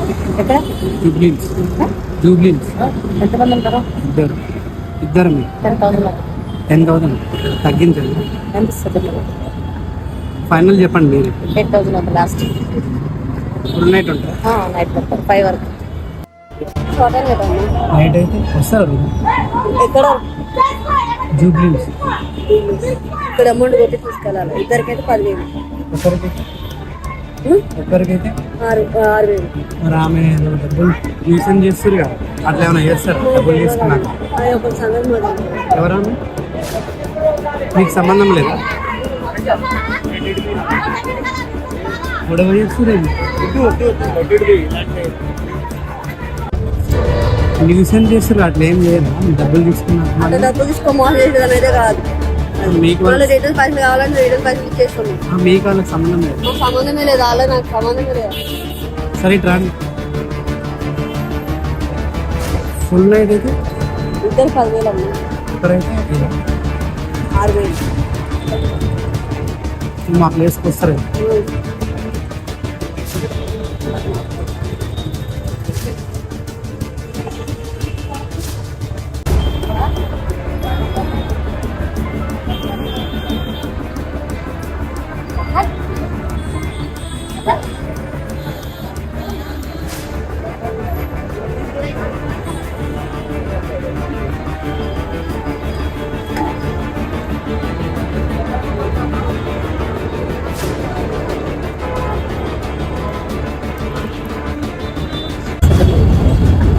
ఫైనల్ చెప్పండి మీరు. 8,000 అంత లాస్ట్. ఫుల్ నైట్ ఉంటారా? నైట్ మొత్తం 5 వరకు. మళ్ళీ అక్కడికి వచ్చినాక ఆ రిస్ట్రిక్షన్స్ ఈ రిస్ట్రిక్షన్స్ నేను మీతోనే వచ్చేది, మీతోనే. ఆమె గొడవ చేసిందా? అంత సీన్ ఆవిడ లేదు, భయపడి వద్దు అంటున్నా. అంత సీన్ లేదులే. సో అందుకని పైసలు తీసుకున్నాక రాకపోతున్నా. ఇక్కడ రానప్పుడు అప్పుడు మాట్లాడు. వాళ్ళు లెక్క మనం మాట్లాడవద్దు. మీకు వాళ్ళకి సంబంధం లేదు. నాకు వాళ్ళెవరో నేను వాళ్ళతో ఏమైనా ఉన్నారా? ఎడంగెడంగుంటున్నానా, వేరే వాళ్ళతో ఉన్నానా? వాళ్ళకి మనకి సంబంధం లేదు. ముందే పే చేయాలా మొత్తం? మొత్తం నాకు స్కాన్ చేసేస్తే వెళ్ళిపోతాం అంతే. ఓకే. అంటే నార్మల్గా అక్కడికి వెళ్ళినాక అది చేయాలి ఇది చేయాలంటే చేస్తారా? నీకు ఒక మాట తెలుసావా? నువ్వు నాకు డబ్బులు ఇస్తున్నావు, నీ సంతోషానికి నువ్వు డబ్బులు ఇస్తాను, నీ సంతోషం చెప్పేటప్పుడు ఒక నిమిషం.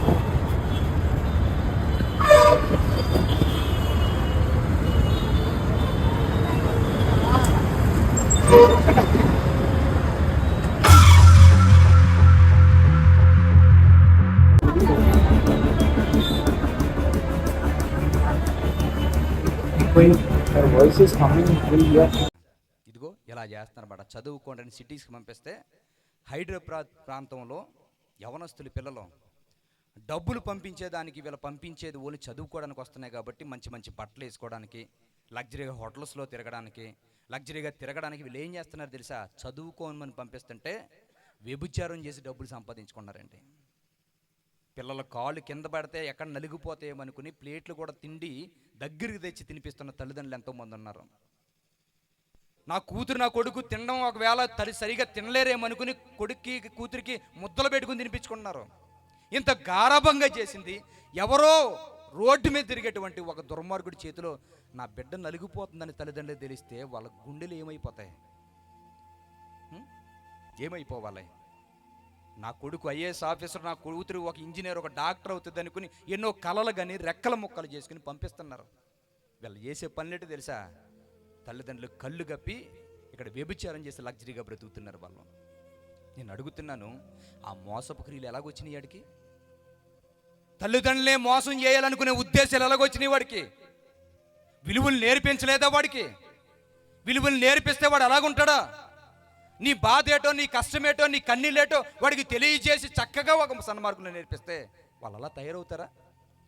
ఎంత దారుణమైన పరిస్థితి! ఈ చిన్న వయసులోనే రాకుండా రోగమేనా వస్తే ఏడు జీవితాలు అయిపోయినట్టే ఇంకా పరిస్థితి. ఎందుకంటే ఎవరికి ఏముందో తెలుసు, ఎవరికి ఎలాంటి పరిస్థితులు ఉన్నో తెలియదు కదా. అలాంటి పరిస్థితుల్లోనే ఆఫ్టర్ ఆల్ చిన్న చిన్న డబ్బులకి అలాగ అలవాటు పడిపోతే రాకూడదు ఏమన్నా వస్తే వాళ్ళ పరిస్థితి ఏమైపోతుంది? జీవితాలు నాశనం అయిపోవడమేనా? తల్లిదండ్రులు తెలిస్తే గుండెలు బాదుకుంటారే, ఆ గుండెలు బాదుకునే ముందు ఇప్పుడే చెబుతున్నాడు. చిన్నప్పటి నుంచి నేర్పించాల విధానం ఎప్పుడైతే నేర్చుకుంటారో పిల్లలు నేర్చుకుంటారో. నువ్వు ఏది నేర్పిస్తే పెద్ద ఎదిగిన తర్వాత దాన్నే పాటిస్తారు వాళ్ళు. ఆ పాటించే విధానం మనకు తెలియాలి, వాళ్ళకి నేర్పించుకోవాలి. ఇది ఎలా ప్రాక్టికల్గా వస్తుందండి, ఎలాగవుతుంది నువ్వు అనుకోవచ్చు. వాక్యము చాలా విలువైంది, చాలా ఉన్నతమైంది, యథార్థంగా ఉన్నట్టుగానే నిరర్ధకం కాంది వాక్యం. ఒకప్పుడు ఐగుప్తి బానిసత్వంలోనికి ఇశ్రాయేలు ప్రజలు వెళ్ళిపోయారు. 400 సంవత్సరాల బానిసత్వంలో మగ్గిపోయారు. మగ్గిపోయినటువంటి ఆ పరిస్థితుల్లో వాళ్ళు కన్నీళ్ళు పెట్టుకుని వారు బ్రతుకుల్ని తెల్లారతలేదని, వాళ్ళ జీవితాలు అక్కడే ముగిసిపోతున్నాయని, తినడానికి తిండి లేకుండా బానిసత్వ పరిస్థితుల్లోనే వాళ్ళ కొట్టినా కూడా కనీసం ఓర్చుకుని ఆ పనులు చేస్తున్నటువంటి పరిస్థితుల్లోనే మా బ్రతుకులు ఎక్కడే ముగిసిపోవాలేమనుకుని ఇశ్రాయేలు జనాంగం కన్నీళ్ళు పెట్టుకుని దేవునికి ఆర్తనాదాలు వినిపించారు. ప్రభువా, నీ ఎదుట మేము తప్పు చేసాం, మా బ్రతుకులు పాడు చేసుకున్నాం, మా జీవితాలు నాశనం చేసుకున్నాం, మాకున్నటువంటి ప్రతి పరిస్థితిని కూడా నాశనం చేసుకుని మిమ్మల్ని బాధ పెట్టాం ప్రభువా. మా దుర్మార్గమైన జీవితం ద్వారా మిమ్మల్ని బాధ పెట్టినందుకే ఈ గతి పట్టింది మాకు. ఈ బానిసత్వ జీవితంలో నుంచి మేము బయటకు రావాలని కోరుకున్నాం ప్రభు అని అడిగితే వాళ్ళ మధ్యన ఒక రక్షకుడిని పుట్టించాడు. ఎవరో తెలుసా? మోసే గారిని ఎప్పుడైతే వాళ్ళు పుట్టించాడో, ఆ పుట్టించినటువంటి బిడ్డ పుట్టిన వెంటనే ఆ బిడ్డని చంపించాలనుకుని రాజాజ్ఞ బయలుదేరినప్పుడు ఆ రాజ్యాజ్ఞ భయపడి చాలామంది పిల్లల్ని చంపేస్తే ఆ బిడ్డని 3 నెలలు పెంచిందంటండి తల్లి. 3 నెలలు. నేను అడుగుతున్నానండి, ఈ 3 నెలలు పెంచేటువంటి ఆ విధానం ఉన్నది చూడండి. చదువుతున్నప్పుడు ఎన్ని నెలలు ఆ బిడ్డ అని తల్లి దాచిందని చెప్పేటప్పుడు చాలా సునాయాసంగా చెప్పేస్తాం మనం. 3 నెలలు దాచిందండి అని మనం మాట్లాడేస్తుంటాం. నిజంగా అడుగుతున్నానండి, సైనికులు కత్తి పట్టుకుని ఇంటి ముందు తిరిగి ఎతికెతికి చంపుతున్నారు పిల్లలు ఎవరైనా ఉంటుంటే. పుట్టిన బిడ్డ దగ్గర నుంచి 2 సంవత్సరాల లోపు పిల్లల్ని, మగ పిల్లల్ని ఇలా చంపుతున్నప్పుడు, కత్తులు పట్టుకుని తిరుగుతున్నప్పుడు అనేక మంది పిల్లలందరినీ చంపేశారు. ఇంకెవరు లేరు. ఒక్క మగాడు మాత్రమే ఉన్నాడో, మగబిడ్డ, అది మోషే మాత్రమే. మోషే వాళ్ళ ఇంటి ముందు కూడా తిరుగుతున్నారు కత్తులు పట్టుకుని సైనికులు. 3 నెలలు తెలియకుండా దాచిందంట. ఎలా దాచి ఉంటుందంటారండి? ఏడవడంటాడా బిడ్డ? ఏడవడంటారా? ఏడవనివ్వలేదట. మరి ఏం చేసింది? పిల్లలు ఏడ్చిన వెంటనే తల్లి పాలిస్తూ ఉంటుంటుందండి. తల్లి పాలిస్తూ ఉంటుంటుంది. ఆడ ఏడుపు మానేగానే మళ్ళీ ఉంటుంటుంది. ఏడవగానే పాలిస్తూ ఉంటుంటుంది. పాలు ఇవ్వగానే ఏడడం మానేస్తూ ఉంటుంటాడు. ఈ పరిస్థితిని కానీ నిజంగా ఆలోచించగలిగితే, మోషే నోటంట ఏడుపు రాకుండా ఉండడానికి వాళ్ళమ్మ వ్యాఖ్యానకర్తలు ఏమని రాశాడు తెలుసా? పాలుకు బదులు రక్తాన్ని కూడా ఇచ్చిందంట. 3 నెలలను పాలుకు బదులు రక్తాన్ని కూడా ఇచ్చింది. ఎందుకంటే రోజు రోజుకి అలాగా పాలిస్తూ ఉంటుంటే ఈమెకి బయటికి వెళ్ళని పరిస్థితి, సరైన ఆహారం ఉండదు. ఎలా పెంచుకోవాలి? ఏడిస్తే చంపేస్తారు. ఏడవకూడదు, పాలు ఇవ్వాలనుకున్నప్పుడు రాలేను. ఏం చేస్తుంది? రక్తం పిండుకునే పరిస్థితులకు వెళ్ళిపోతుంది. పెంచిందండి అలాగ బిడ్డనే. 3 నెలలు దాచి దాయి లేక విడిచిపెట్టేసింది. చంపుకోలేక ఏం చేసింది తెలుసా? నైన్ నదిలో కుదిలేసింది. దేవుని సంకల్పం ఆ బిడ్డ పక్షాన్ని ఉంది కనుక, ఇశ్రాయేలు జనాంగాన్ని రక్షించే రక్షకుడు కనుక నైన్ నదిలో విడిచిపెట్టేస్తే, నేరుగా ఎవరు చంపాలనుకున్నారో ఆ చంపాలనుకున్నటువంటి వ్యక్తి కూతురునే ఆ బిడ్డ దొరికేలా చేసి ఆ కోటలోనికి పంపించాడు. ఆ వ్యక్తిని, ఆ బిడ్డనే పంపించిన తర్వాత రాణి అడిగింది, ఫరో కుమార్తె, నా బిడ్డకు పాలు ఇవ్వడానికి ఎవరైనా ఎబ్రీ స్త్రీలో ఎవరైనా ఉన్నారా అని అడిగితే, ఆ బిడ్డ యొక్క సహోదరి అక్కడే పనిచేస్తే, నాకు తెలిసినటువంటి ఒక తల్లి ఉంది, పాలిస్తుంది, నేను తీసుకొస్తానమ్మా, నాకు ఆజ్ఞ ఇస్తానంటే తీసుకురమ్మంటే మోషే గారి తల్లినే తీసుకొచ్చిందండి. మోషే గారి తల్లినే తీసుకొచ్చింది. మోషే గారి తల్లిని తీసుకొచ్చిన తర్వాత ఆ తల్లికి పాలు ఇవ్వమనగానే కొడుకు దగ్గరికి వెళ్ళింది. ఫరో కుమార్తె ఎప్పుడైతే అప్పగించిందో ఆ ఫరో కుమారుడిగానే ఒళ్ళో పడుకోబెట్టుకుంది. ఒళ్ళో పడుకోబెట్టుకుని పాలిస్తుంది తల్లి. ఇస్తూ ఏమంటుంది తెలుసా? కన్నీళ్ళు గారి ఏడుస్తుందండి. ఆ కన్నీటి చుక్కలో తాగుతున్న చిన్నప్పుడు బాల్యంలోన మోషే మీద పడుతున్నాయి. ఆ కన్నీటి చుక్కలు పడుతున్నప్పుడు చెబుతుంది, ఆ చిన్న వయసులో వింటాడో వినడో పాలు తాగుతున్న పరిస్థితిలో తెలియదు తల్లికి. పరిస్థితులు ఏంటో వివరించి చెబుతుంది, నానా నువ్వు కోటలో పుట్టిన వాడివి, ఐగుప్తు సింహాసనం మీద కూర్చోడానికి రాజవంశీకుడు కాదురా నువ్వు. బానిస బ్రతుకులు మనవి. మురుకులోనే మన జీవితాలు ఇలా ముగిసిపోతున్నాయి. మన బ్రతుకులు ఇందులోనే తెల్లారిపోలేకున్నాయి. ఇలాంటి పరిస్థితులు ఏడిస్తే ఒక కారణ జన్ముడిగాని దేవుడు నిన్ను పుట్టించాడు. నానా పెద్ద దిగిన తర్వాత కోటను విడిచిపెట్టి నీ గురించి మేము ఎదురు చూస్తావురా, నువ్వు రావాలి, మమ్మల్ని కాపాడాలి. అప్పటి వరకు నా కళ్ళు నీ వైపే చూస్తాయి నానని రోజుకి అమ్మ ఏడుస్తూ పాలు పెడుతూ చెబుతుందండి ఇదే మాటలో. ఏం చేసిందో తెలుసా? బాలుడు నడవవలసిన త్రోవ వాడికి నేర్పించింది. పెద్దవాడైనప్పుడు ఏమైందట? తొలగిపోడు అని చెప్పాడు. చిన్నప్పుడు ఎలా ఒళ్ళో పెట్టుకుని ఏడ్చి నేర్పించినవి పెద్దవాడయ్యాడు. పెద్దవాడైన తర్వాత గ్రంథకర్త ఏమని రాస్తున్నాడు తెలుసా? హెబ్రీ పత్రిక 12వ అధ్యాయం చూడండి. బాలుని నడవలసిన త్రోవ తల్లి నేర్పించింది. నేర్పించిన తర్వాత గ్రంథకర్త ఏ పదాన్ని ఎత్తుకుని రాస్తున్నాడు చూడండి ఒకసారి. హెబ్రీ గ్రంథకర్త చెప్తున్నాడు, హెబ్రీ పత్రిక 11వ అధ్యాయము, హెబ్రీ పత్రిక 11వ అధ్యాయము 24వ వచనం దగ్గర నుంచి జాగ్రత్తగా చూడండి. హెబ్రీ పత్రిక 11వ అధ్యాయము 24వ వచనం. మోషే పెద్దవాడైన తర్వాత చూసా గ్రంథకర్త ఎలా రాశాడు? పరిశుద్ధాత్మ టచ్ చేస్తున్నాడు దాన్ని. సామెతల 22వ అధ్యాయం 6వ వచనంలో చెప్పాడు, మహాజ్ఞాని చెప్పాడు, బాలుడు నడవవలసిన త్రోవ వాడికి నేర్పించము, పెద్ద ఎదిగిన తర్వాత దాని నుంచి తొలగిపోడు. ఎలా తొలగిపోడు అంటే ఇదిగో ఇక్కడ మాట్లాడుతున్నాడు, బాలుడు నడవలసిన త్రోవ తల్లి నేర్పించింది. బానిసత్వ జీవితాలు కాదు బాబు మనవి, బానిసత్వ జీవితాలు మనవి కాదు. ఇదిగో మన రాజవంశీకులు కాదు, బానిసత్వ జీవితాలు మనవి. ఈ మురుకులోనే ఈ జీవితం ముగిసిపోయేలా ఉన్నదని తల్లి ఏడిస్తే, ఆ ఏడ్చినటువంటి కన్నీళ్ళు పెట్టుకున్న తర్వాత అక్కడ మాట్లాడుతున్న మాట ఏంటో తెలుసా? చూడండి, అక్కడ మాట్లాడుతున్నాడు, మోషే పెద్దవాడైనప్పుడు అని చెప్పాడండి. చాలండి, మోషే పెద్దవాడైనప్పుడు. మోషే పెద్దవాడైపోయాడు. బాలుడుగా ఉన్నప్పుడు ఎవరు నేర్పించారు? తల్లి మంచి మంచి వాల్యూస్ నేర్పించింది. నువ్వు సింహాసనం మీద కూర్చునేవాడు కాదు, రాజవంశికుడు కాదు. బానిసత్వంలో మురుకువాడలో పుట్టినటువంటి బ్రతుకుల్ని లేవనెత్తడానికి దేవుడు రక్షకుడిగా నిన్ను పుట్టించాడు. ఇది ఎప్పటికీ మర్చిపోక నాన్న అని చిన్నప్పటి నుంచి నేర్పిస్తే, చిన్నప్పుడు ఉయ్యాల్లో ఉంటున్నటువంటి ఆ బిడ్డ, ఒళ్ళో పడుకుని పాలు దోగుతున్న ఆ బిడ్డ ఆ మాటలన్నీ చెవిలోకి ఎక్కించుకుని పెద్దదిగేంత వరకు గుండెల్లో పెట్టుకున్నాడంటే, ఫరో కుమార్తె దగ్గరికి వెళ్తున్నాడు, ఆడుకున్నాడు, అమ్మ అంటున్నాడు, కానీ గుండెల్లో తెలుసు నువ్వు నా అమ్మవు కాదన్న విషయం. నువ్వు నన్ను పెంచుకున్నటువంటి తెలివని తెలుసు. ఈ సింహాసనం నాది, కోటలు నాది కదని తెలుసు. కానీ సౌకర్యాలు అన్నీ ఉన్నాయి. పెద్దవాడు అయిన తర్వాత పట్టాభిషేకానికి వచ్చాడు. పట్టాభిషేకంకి వచ్చిన తర్వాత ఫరో వృద్ధుడవుతున్నాడు. నెక్స్ట్ ఎవరు ఎక్కాలి సింహాసనం మీద అంటే ఫరో కుమార్తె వెళ్ళింది, నానా నా కొడుకుని సింహాసనం మీదకి ఎక్కిస్తానన్నావు కదా, ఎక్కించవా నాన్న అని అడిగితే, వాడు బానిస కొడుకుల్లో పుట్టిన వాడిని తీసుకొచ్చి ఎక్కడ ఎక్కిస్తావా అని అడిగితే, బానిస అన్న విషయం వాడికి తెలియదు నాన్న, వాడిని ఎలాగోలాగా సింహాసనం మీద ఎక్కించి అనుకుని నాన్న బతిమాలితే ఫరో ఏమన్నాడు తెలుసా, నీ కొడుకే సింహాసనం ఇస్తానని చెప్పాడు. ఆ రోజు అమ్మ అడుగుతుంది, నాన్న పట్టాభిషేకం రెడీ అయిపోయింది, పని వాళ్ళు ఉన్నారు, వజ్ర వైడూర్యాలు ఉన్నాయి, ఊర్లు ఉన్నాయి, దేశాలు ఉన్నాయి. ఆ రోజుల్లో కరెన్సీ దేశాలు అన్నట్లు కన్నా ఐగుప్తి ధనం అనేటప్పటికి గొప్ప ధనం, అది అంత ధనం అన్నీ పెట్టింది. పట్టాభిషేకం కొన్ని రోజులకి జరగబోతుంది బాబు, సిద్ధమవ్వనంటే కొడుకు దగ్గరికి వచ్చాడు మోషే, అమ్మా నువ్వు నా అమ్మ కాదని నాకు తెలుసు, కోట నాది కాదని తెలుసు, ఇందులో పుట్టిన రాజవంశీకుడిని కాదని తెలుసు, నా గురించి ఎన్నో బ్రతుకులు ఎదురు చూస్తున్నాయమ్మా, బానిసత్వంలో మగ్గిపోతున్నటువంటి నా తల్లి ఉన్నది, నా బానిసత్వంలో మగ్గిపోతున్న నా అక్కలో చెల్లుళ్ళు తమ్ముళ్ళు ఎంతో మంది నా తోబుట్టులు ఉన్నారు, నా రక్త సంబంధికులు ఉన్న జాతి ఉండిపోయింది, నా దేవుడు వీళ్ళ మధ్యన పుట్టించాడు, వాళ్ళ దగ్గరికి వెళ్ళిపోవాలమ్మా, నేను నిన్ను అమ్మ అన్న విషయానికి తక్కువ చేయను, కానీ నా అమ్మ నాకు ఉన్నటువంటి రక్త సంబంధికులు అక్కడ ఉన్నారు, నేను వెళ్ళిపోతానమ్మా అని చెబితే కొడుకు కాళ్ళు మీద పడిపోయిందండి పెంపుడు తల్లి.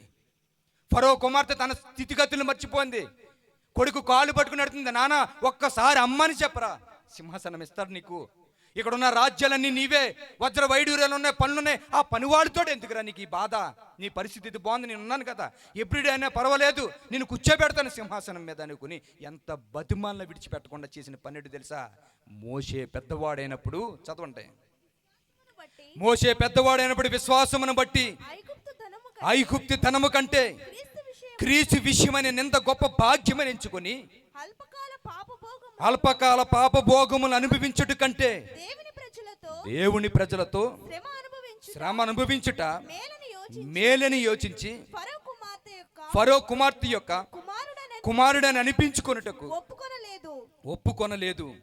ఏలయనగా అతడు ప్రతిఫలంగా కలగబోవు బహుమానమందు దృష్టి ఉంచాడు. చూసారా, అల్పకాల పాపభోగములు అనిపించడానికి నాకు హృదయం లేదమ్మా, ఇవి ఈ రోజు సంతోష పెడితే గంటలో ముగిసిపోతాయి, బ్రతుకున్నంత వరకు నేను నన్ను సంతోష పెట్టగలవు, కానీ అమ్మ నేను చనిపోయిన తర్వాత నిత్య జీవం వెళ్తేనే అక్కడ నా క్రీస్తు గురించి నేను బాధలు పడితే, క్రీస్తు గురించి నిందలు మోస్తే, క్రీస్తు గురించి శ్రమలు పడితే నాకు పరలోకం అనేది ఒకటి వస్తుంది, అందులో ఆనందకరమైన జీవితం ఉందమ్మా, అప్పటి వరకు కష్టాల కన్నీళ్ళున్నా కన్నీళ్ళు మింగుకుని బ్రతుకుతాను, కానీ ఈ అల్పకాల సుఖభోగాలు నాకు వద్దమ్మా అనుకుని సింహాసనాన్ని, దేశపు రాజ్యాన్ని విడిచిపెట్టి, డబ్బుని విడిచిపెట్టి బానిసలుగా బ్రతుకుతున్న వాళ్ళ తల్లిదండ్రుల దగ్గరికి వచ్చేసాడండి.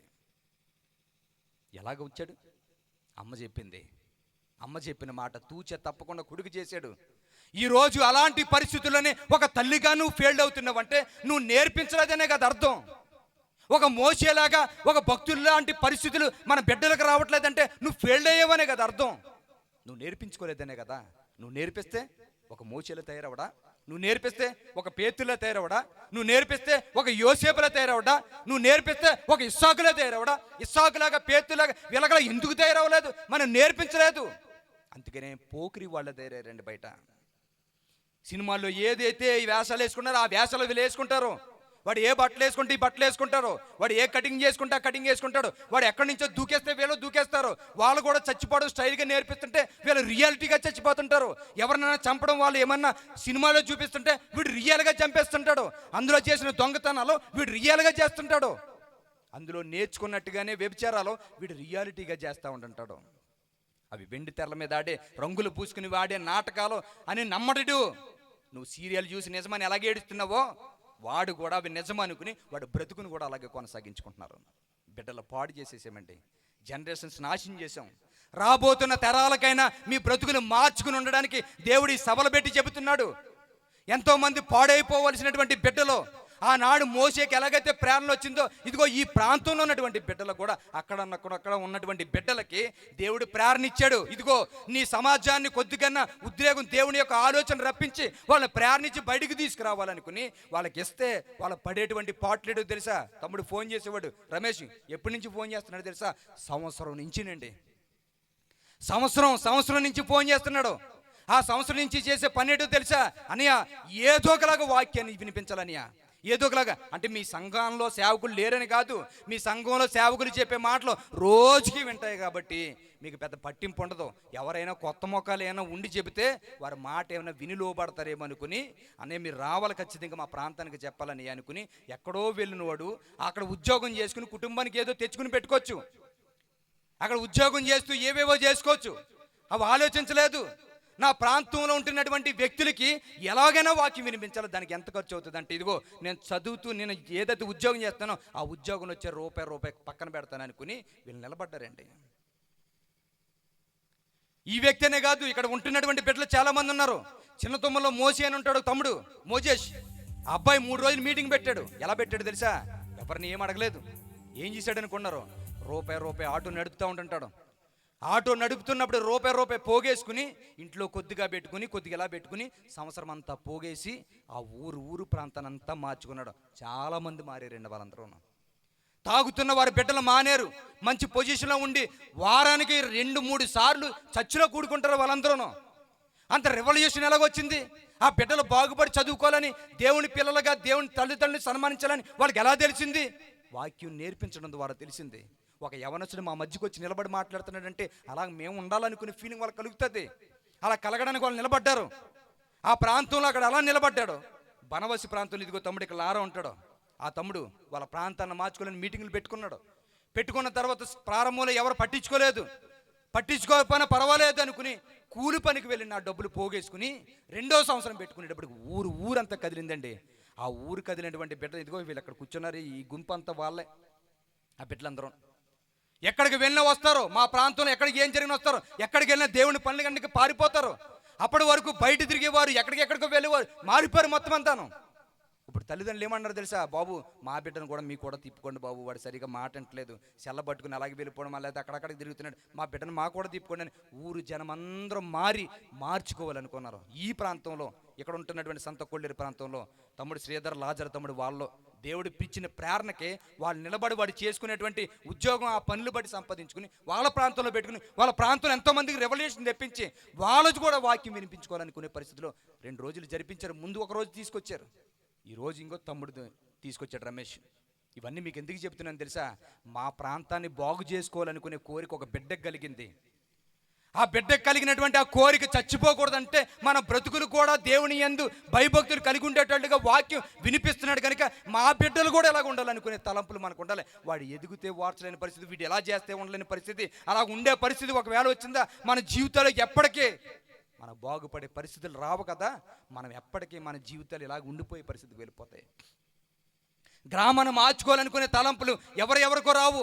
అక్కడక్కడ ప్రాంతాల్లో ఒక్కొక్కరు నిలబెడుతున్నాడు దేవుడు. ఆ ఒక్కొక్కడు నిలబడి ఆ ప్రాంతంలో పనులు చేస్తూ అనేక మందికి ఉద్యోగాన్ని రప్పిస్తున్నారు. దేవుడు ఎన్నికలో ఉన్న వ్యక్తులు ఎంతోమంది ఒక్కొక్కడినే లేపాడు. ఆ రోజుల్లో ఉంటున్నటువంటి వ్యక్తులను ఒక్కొక్కడిని లేపి ఆ ప్రాంతాలకు ఒక రెవల్యూషన్ తీసుకొచ్చారు. చెడిపోతున్న సమాజాన్ని బాగు చేసుకొచ్చారు. వాళ్ళందరూ జీవితాన్ని బాగు చేసి నిలబడి దేవుడి దగ్గర ఒక్కడు మాత్రమే నిలబడ్డారు. ఆ ఇశ్రాయేలు జనాంగం నిలబడడానికి మోషేను మాత్రమే నిలబెట్టాడు. ఇశ్రాయేలు జనాంగం అంతమైపోకుండా ఉండడానికి యోసేపుని నిలబెట్టాడు. చూడండి చరిత్రలో చూడండి, ఒక్కొక్కరు నిలబెట్టుకుంటూ వచ్చాడు. ఒక్కొక్క ప్రాంతంలో ఒక్కొక్క వ్యక్తి నిలబడుతున్నంటే ఆ వ్యక్తి ద్వారా నిలబడ్డ వాళ్ళు మన పిల్లలు కూడా అయితే ఒక సమూహంగా మారుంటే, ఆ సమూహం ఒక పక్క నుంచి ఎక్కడికో వెళితే వాళ్ళందరూ మారి దేవుని పనిలో ఉంటున్నారంటే మన పిల్లలందరూ చదువుకుని వీళ్ళకలా ఉండాలనుకుంటే ఎంత బాగుంటుందండి ప్రాంతం అంతాను. ఎంత నాగరికతలోకి వస్తారో అలా ఉంటున్నాయి పరిస్థితులు. పాడు చేసేసుకుంటున్నారు. జీవితాల్లో వాక్యం లేకపోతే మీరు పెంచకపోతే వాళ్ళు తాగుడికి అలవాటైపోతారు, వ్యభిచారానికి అలవాటైపోతారు, దొంగతనాలకు అలవాటైపోతారు, కూనీలు, అచ్చులు, మడ్డర్లు ఇవన్నీ చేసుకుంటూ వెళ్ళిపోతారు. వాళ్ళు ఇలా ఎలాగైపోతారో తెలుసా? సమాజానికి చీడపురుగుగా మారిపోతారు. ఎవరి వల్ల అవుతున్నారు ఇవి? మన వల్ల కాదా? మన సరిగా పెంచుకోకపోవడం వల్లే కదా. నేను చెబుతున్నానండి, తల్లిదండ్రులుగా మనం చేసేటువంటి ప్రతి పొరపాటు కూడా మన పిల్లల పెంపకం మీద పడుతుంది, గుర్తుపెట్టుకోండి.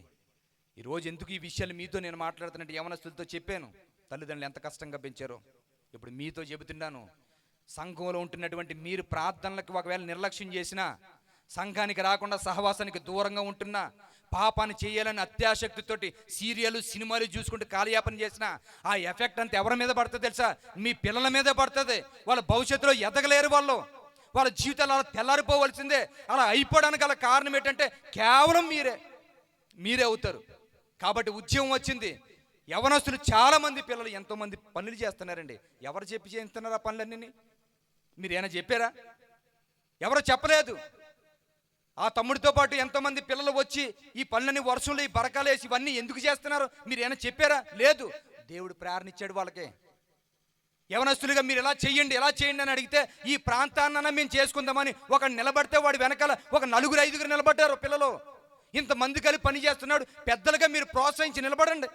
పెద్దలుగా మీరు ఎలా నిలబడగలిగితే వాక్యం సంఘానికి సమాజానికి చెప్పుకుంటే మన ఊరు అనేకమైన ప్రాంతాలకు వెళ్ళి ఇంగల్దలహాన్ అనేటప్పటికీ ఒక గొప్ప వ్యక్తులు అందులో ఉంటారని చెప్పుకుంటారు. మన పిల్లల్ని సరిగ్గా పెంచుకోకపోతే మన ప్రాంతాలు కాదు కదా, మన మొఖాలు వైపే చూడరండి ఎవరో కూడా. ఇవన్నీ ఎందుకు చెప్తున్నాను తెలుసా? ఇదే ఎబ్రీ పత్రికలో ఒక మాట ఉండదు, చూపిస్తాను చూడండి. ఇవన్నీ చెప్పడానికి గల కారణం ఏంటంటే, చూడండి 10వ అధ్యాయము, ఎబ్రీ పత్రిక 10వ అధ్యాయము.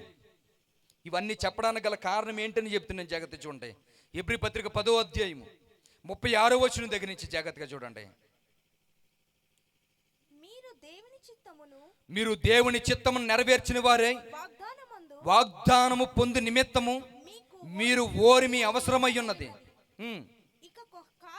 ఇక కాలము బహు కొంచెముగా ఉన్నది, వచ్చుచున్నవాడు ఆలస్యము చేయక వచ్చును. ఎందుకు ఈ వాక్యాలన్నీ గుచ్చి మీకు ఎందుకు చెప్తున్నాను తెలుసా? వచ్చేస్తున్నాడు క్రీస్తు. వచ్చే సమయానికి నీ బ్రతికి ఎలాగుంది, నీ బిడ్డల బ్రతికి ఎలాగుంది, నీ భర్త బ్రతికి ఎలాగుంది, నీ భార్య బ్రతికి ఎలాగుంది, నీ చుట్టుపక్కలగా నిన్ను చూసి ఎవరు నేర్చుకోగలుగుతున్నారు? ఒక క్రైస్తవుడిగా నువ్వు ఎవరిని ఇన్స్పైర్ చేయగలుగుతున్నావు? ఒక క్రైస్తవుడిగా నీ భక్తి జీవితంతో ఎవరిని మార్చగలుగుతున్నావు? నీ మాటల ద్వారా ఎవరిని క్రీస్తు వైపు నడిపించగలుగుతున్నావు? నీ ప్రవర్తన ద్వారా ఎంతమందిని ఇన్స్పైర్ చేయగలుగుతున్నావు? ఇవన్నీ ప్రశ్నించుకోండి. ఎందుకంటే వచ్చేవాడు ఆలస్యం చేయకుండా రావడానికి సిద్ధపడ్డాడు. వచ్చేవాడు ఏం చూడాలని కోరుకున్నాడు తెలుసా? దాని కింద రాస్తుంటాడు, నా ఎదుట నీతిమంతుడైన వాడు విశ్వాసం మూలంగా జీవించను గాని అతడు వెను తీసిన ఎడల అతని యందున ఆత్మ సంతోషపడదు. అయితే మనము నశించుటకు వెను తీయేవారము కాము గాని ఆత్మను రక్షించుకొనుటకు విశ్వాసము కలిగిన వారమై ఉన్నామని చెప్తున్నాడు. మన ఆత్మను రక్షించుకోవడానికి మనమే పోరాటం చేయాలి. మన భక్తి జీవితం ద్వారా మన సొంత రక్షణ మనమే కొనసాగించాలి. ఎవరో వచ్చి మన బ్రతుకులు మార్చడండి. మన బ్రతుకులు మనమే మార్చుకోవడానికి పరిశుద్ధ గ్రంథాన్ని దేవుడు ఇచ్చాడు. చదువుకోండి, బాగుపడండి, మీ బ్రతుకులు సరిదిద్దుకోండి, మీ కుటుంబాలు కట్టుకోండి, మీ జీవితాలు నిలబెట్టుకోండి. పడిపోయిన మీ జీవితాలు సరిచేసుకుని దేవుడి ఇతర పరిశుద్ధులుగా నిర్దోషులుగా నిలబడాలని దేవుడు కోరుకుంటున్నాడు. మనకు అర్థం కావడం లేదు ఈ మాటలో. దేవుడు చెబుతున్న ఈ మాటలు హృదయంలో పెట్టుకోండి, బదులుపరుచుకోండి. మన కుటుంబాలు బాగుపడతాయి. ఒకవేళ లేదా యవన కాలంలో ఉన్న బిడ్డల జీవితాలను ఇలాగ పట్టించుకోకుండా కానీ విడిచిపెట్టేసేవా, ఇలా విడిచిపెట్టేసే పరిస్థితే ఒకవేళ వస్తే జీవితాలు పాడైపోతాయండి. ఎంతోమంది జీవితాలు పాడైపోయిన భక్తుల జీవితాలు ఎన్నో కోకొల్లలుగా ఉన్నాయి. ఆ కోకొల్లలుగా ఉంటున్న వారి జీవితాలు ఏవైతే ఉన్నాయో వారి జీవితాల్లో చేసిన తప్పుకు పశ్చాత్తాపం పడి మరలా దేవుని కృపను పొందుకోవడానికి వాళ్ళు ఎన్నో పరిస్థితుల్లో బాధలు అనుభవించవలసి వచ్చింది. బైబిల్లో ఉన్నటువంటి విషయం మనకు తెలుసు. పరిశుద్ధ గ్రంథంలో యవనస్తులు ఎంతమంది చెడిపోరంటే మనకు టూకీగా గమ్మును గుర్తొచ్చేది ఎవరి గురించో తెలుసా? దారుణమైన పరిస్థితుల్లో వారి జీవితం ముగించుకున్న వ్యక్తులు ఎవరైనా ఉన్నారంటే, యవన జీవితాన్ని పాడు చేసుకున్న వ్యక్తి, దేవుడు ఎన్నుకున్న వ్యక్తి ఎవరున్నారు? ఎవరమ్మా? సంసోన్ అనే వ్యక్తి గురించి మనం చెప్తాం. తల్లిదండ్రులు వాళ్ళు చక్కగా పెంచినా కూడా కొన్ని ప్రేరణలో దేవునికి సంబంధించి పట్టించుకోకపోవడం వల్ల బిడ్డ త్రోవ తప్పి వెళ్ళిపోయే పరిస్థితి ఉంది. తల్లిదండ్రులు లైట్గా హెచ్చరించేవారంతే. పరిస్థితిని ఎప్పుడు గట్టిగా పట్టుకోలేదు. ఏ శత్రువులుగా ఉన్నారో శత్రువులు చేతిలోనికే వెళ్ళిపోయే పరిస్థితికి గాలం వేసింది సాతానుగాడు. వెంటనే పట్టుకున్నాడు. వెంటనే జీవితం పాడు చేసుకునే పరిస్థితికి వచ్చినప్పుడు, దుర్భరమైన పరిస్థితికి వెళ్ళినప్పుడు నిజం గుర్తొచ్చింది. ఏడ్చాడు, కన్నీళ్ళు పెట్టుకున్నాడు. పరిస్థితులు మారాలనుకుని కన్నీళ్ళు పెట్టుకుని ఏడ్చిన తర్వాత అప్పుడు దేవుని కృపను పొందుకోవలసిన పరిస్థితి వచ్చింది. ఈ కృపను పొందకుండా ఎంతోమంది చనిపోతున్నారండి. సంసోను గనుక దేవుని కృప చెందుకుని మరలా నిలబడగలిగాడు. మరలా దేవుని యొక్క ఆలోచన ప్రకారం నిలబడగలిగి విశ్వాస వీరుల జాబితాలోనికి వెళ్ళాడు. మనం అలా ఉండలేము. మన జీవితాలు అలా నాశనం అయిపోతాయి. అలాంటి పరిస్థితులను బట్టి దేవుడు మనతో మాట్లాడుతున్న మాట్లాడి తెలుసా, నిజంగా జీవితం ఎలాగుంటుందని అడిగితే, పాడైపోయి మరలా తిరిగి లేవాలనుకునే స్థితి మన దగ్గర రావాలంటే, ఒకవేళ పాడైపోతున్న జీవితాలు మరలా నిలబెట్టుకోవాలంటే, దేవుడు ఏర్పరచుకున్న బిడ్డల జీవితాలు పాడైపోతున్న వాళ్ళ కన్నీళ్ళు ఎలా పెట్టుకున్నారో, వాళ్ళు మరలా దేవుడిని ఎలా చరణ వేడుకుంటున్నారో తెలియాలంటే, ఆ బైబిల్లో ఉన్నటువంటి సంసోని యొక్క జీవితం ఒక పాట కింద రాసి పెట్టడం అనేది జరిగింది. యవన పిల్లలే ఆ పాట రిలీజ్కి నన్ను, కిరణ్ పాల్ గారిని, క్రాంతిక లక్కని వీళ్ళని పిలిచారు. దానికి వెళ్ళినప్పుడు అది చూసాం. ఆ సాంగ్ని చాలా నిజంగా యవనస్తులు ఎలాంటి పరిస్థితులు వారి జీవితాలు పతనం అయిపోయినాయో, అలా పతనం అయిపోయిన జీవితాలు మరలా లేవనెత్తుకోవడానికి సంసోని ఎంత కన్నీళ్ళు పెట్టి ఏడ్చాడో, చేసిన తప్పుని ఎలా ఒప్పుకుంటున్నాడో ఒక పాట రూపంలో రాశాడు. నిజంగా యవనస్తులుగా ఉంటున్నటువంటి మీ బిడ్డలు ఎవరైతే ఉన్నారో యవనస్తులు చూడండి. తల్లిదండ్రులుగా ఉంటున్న వారు కూడా బిడ్డలు ఒకవేళ మన చేతికి అందకపోతే వారు ఎలాంటి పరిస్థితులకు వెళ్ళిపోతారో అలాంటి పరిస్థితి నా బిడ్డకు రాకూడదన్న ఆలోచనతోటి ఆ సాంగ్ చూడండి. తర్వాత ఒక మాట చెప్పి ముగిస్తాను. చూడండి ఒకసారి.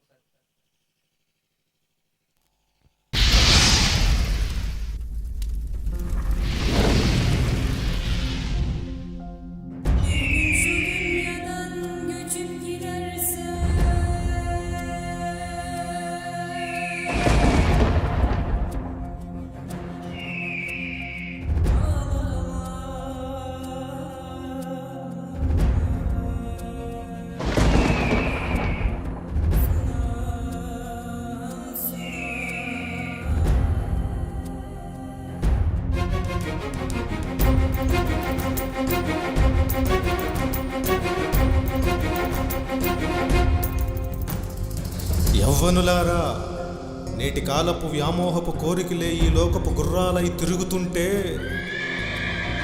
ఈ విశ్వాన్ని చూసే నా నేత్రాలు కామ కోరికలైతే, మహస్సూరుడనైన నేను శూన్యమై తిని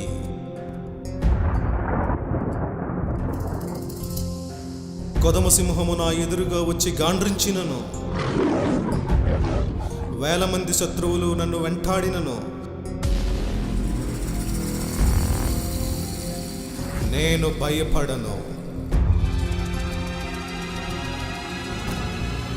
నేను కన్నెర్ర చేస్తే ఫిలిస్తీన్ల రాజులు ఆమడ దూరంలో వెనకుండేవారు. చివరికి నా నేత్రాలు వారి చేతనే పెరిగివేయబడ్డాయి.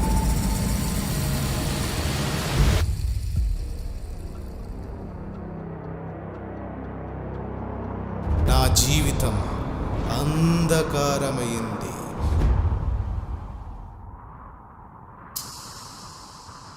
కానీ విశ్వాసంతో యెహోవా బలమును మరలా పొందుకొంటిని.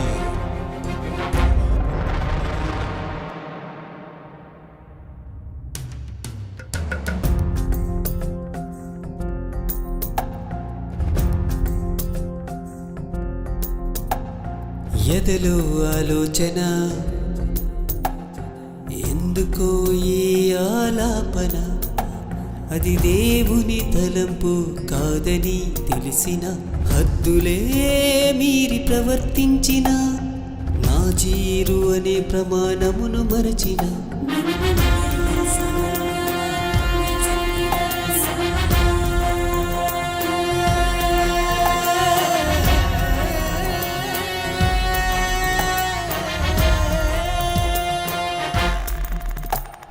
యవ్వన కాలములో ఎదురే లేదనుకున్న తనువు కోరికలతో పరమ తండ్రిని వదులుకున్నా. ఓ యవ్వన కాలములో ఎదురే లేదనుకున్న తనువు కోరికలతో పరమ తండ్రిని వదులుకున్నా. రాజ్యమే నాకిచ్చిన రాచరికమునే నేను మరచిన, కండబలమే నోటి స్వరమే అనుకున్నాను.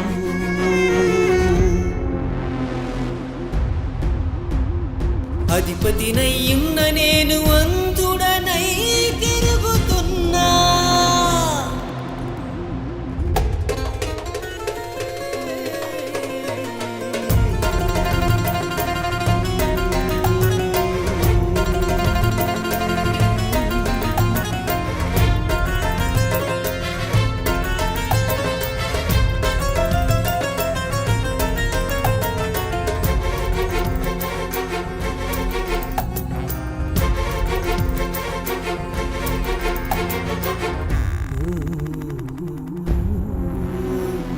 సొంత జనులనే వదిలి స్నేహితులని నమ్ముకొని తల్లిదండ్రులనెదిరించి పరస్త్రీనే మోహించి సంకెళ్ళే సాక్ష్యమై బందీ గృహమే బ్రతుకై నా రెండు కళ్ళతో పాపాన్ని ఓడించలేకపోతిని. 1000 మందిని గాడిద దవడ ఎముకతో జయించిన తీరత్వమే శిలల మధ్యలో శిథిలమాయే. నా పాపమే శాపమాయేనా.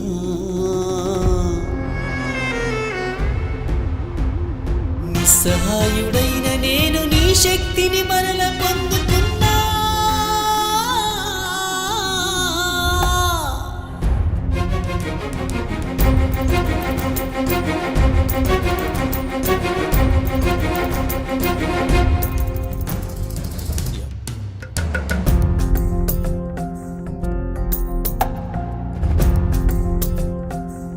తల్లిదండ్రులు నేర్పించినటువంటి మాటలు గుండెల్లో ఉన్నాయి. పట్టబడ్డ తర్వాత పరిశుద్ధాత్ముడు ఆ మాటలను జ్ఞాపకం తెచ్చుకుని సృష్టికర్తకి ఎంత విరోధమైన పాపం చేసావో ఆ మాటలో ఆ వ్యక్తి గుర్తొస్తున్నప్పుడు పశ్చాత్తాపం పడ్డాడు. ఇది నేను ఎందుకు చెప్తున్నాను తెలుసా? మనం పాపంలో పడిన తర్వాత గుర్తుకు రావడానికి ఏ మాటలు మన హృదయాల్లో ఉన్నాయి. ఆనాడు తల్లిదండ్రులు వాళ్ళ గుండెల్లో పెట్టారు కనుక సంసోను ఆ మాటలు గుర్తు తెచ్చుకుని మరలా పశ్చాత్తాపం పడ్డాడు. మరి మీ బిడ్డలుగా ఉంటున్న వాళ్ళు పాపంలో పడిపోయి పశ్చాత్తాపం పడ్డానికి ఏ మాట గుర్తొచ్చి వెనక్కి వెళ్తారు అంటే వాళ్ళు మారడానికి అవకాశం లేకుండా చేసేసేమట. మనం వాడు హృదయం అనే మంచి ధన నిధిలో నుంచి సద్విషయమును పెట్టగలిగితే ఆ సద్విషయమును వెలికి తీసుకున్నాడు. ఒకరోజు వాడు హృదయాల్లోనికి వాక్యాన్ని చొప్పించలేదు కనుక వాడు మరలా పాపంలో పడిపోయింది. అదే పాపంలో పతనమైపోవలసిందే తప్ప లేచి నిలబడడానికి అవకాశం లేకపోయింది. ఒకవేళ నిన్ను పడిపోయిన తర్వాత నాకు జ్ఞాపకం రావాలి. చిన్నప్పుడు నేను చదువుకున్న వాక్యాలు నాకు జ్ఞాపకం రావాలి. చిన్నప్పుడు నేను వెళుతున్న విషయాలు నాకు జ్ఞాపకం రావాలి. నా తల్లిదండ్రులు నేర్పించిన వాక్యం నాకు జ్ఞాపకం రావాలి. అప్పుడు నేను పడిపోయిన స్థితి ఏడో తెలుసుకుని మరలా లేచి నిలబడడానికి అవకాశం ఉంటుంది. నేను అడుగుతున్నాను, మీ బిడ్డలకి మీరు ఏమి నేర్పించారని నిలబడాలి. ఏమి గుర్తుకొస్తుంది వాళ్ళకి? ఏమి నేర్పించలేదే. ఎందుకు నేర్పించలేదు? మనమేమి నేర్చుకోలేదు కనుక. మనం ఏమి నేర్చుకోలేదు కనుక వాళ్ళు ఏమి నేర్చుకోలేదు. వాళ్ళ హృదయాల్లో వాక్యం లేదు, లోక సంబంధమైనవి ఉన్నాయి. వాళ్ళ బాధతో అలా బాధపడుతున్నప్పుడు అదే పాపంలోనే ముగిసిపోవాలి తప్ప ప్రభువా తప్పు అయిపోయిందని పశ్చాత్తాపం అడిగే పరిస్థితి లేదు. ఎందుకు లేదంటే అలా చేసేసేమండి.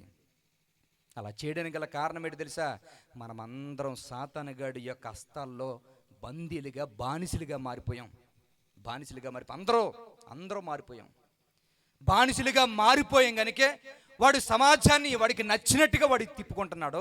వాడి కనుసైగుల మధ్య తిరుగుతున్నంత సమాజం అంతా. మనం అందరం ఎలాగున్నామో తెలుసా? లాస్ట్కి ఒక రెఫరెన్స్ చూపించి ముగిస్తాను. చూడండి, హబక్కూకు గ్రంథం చూడండి.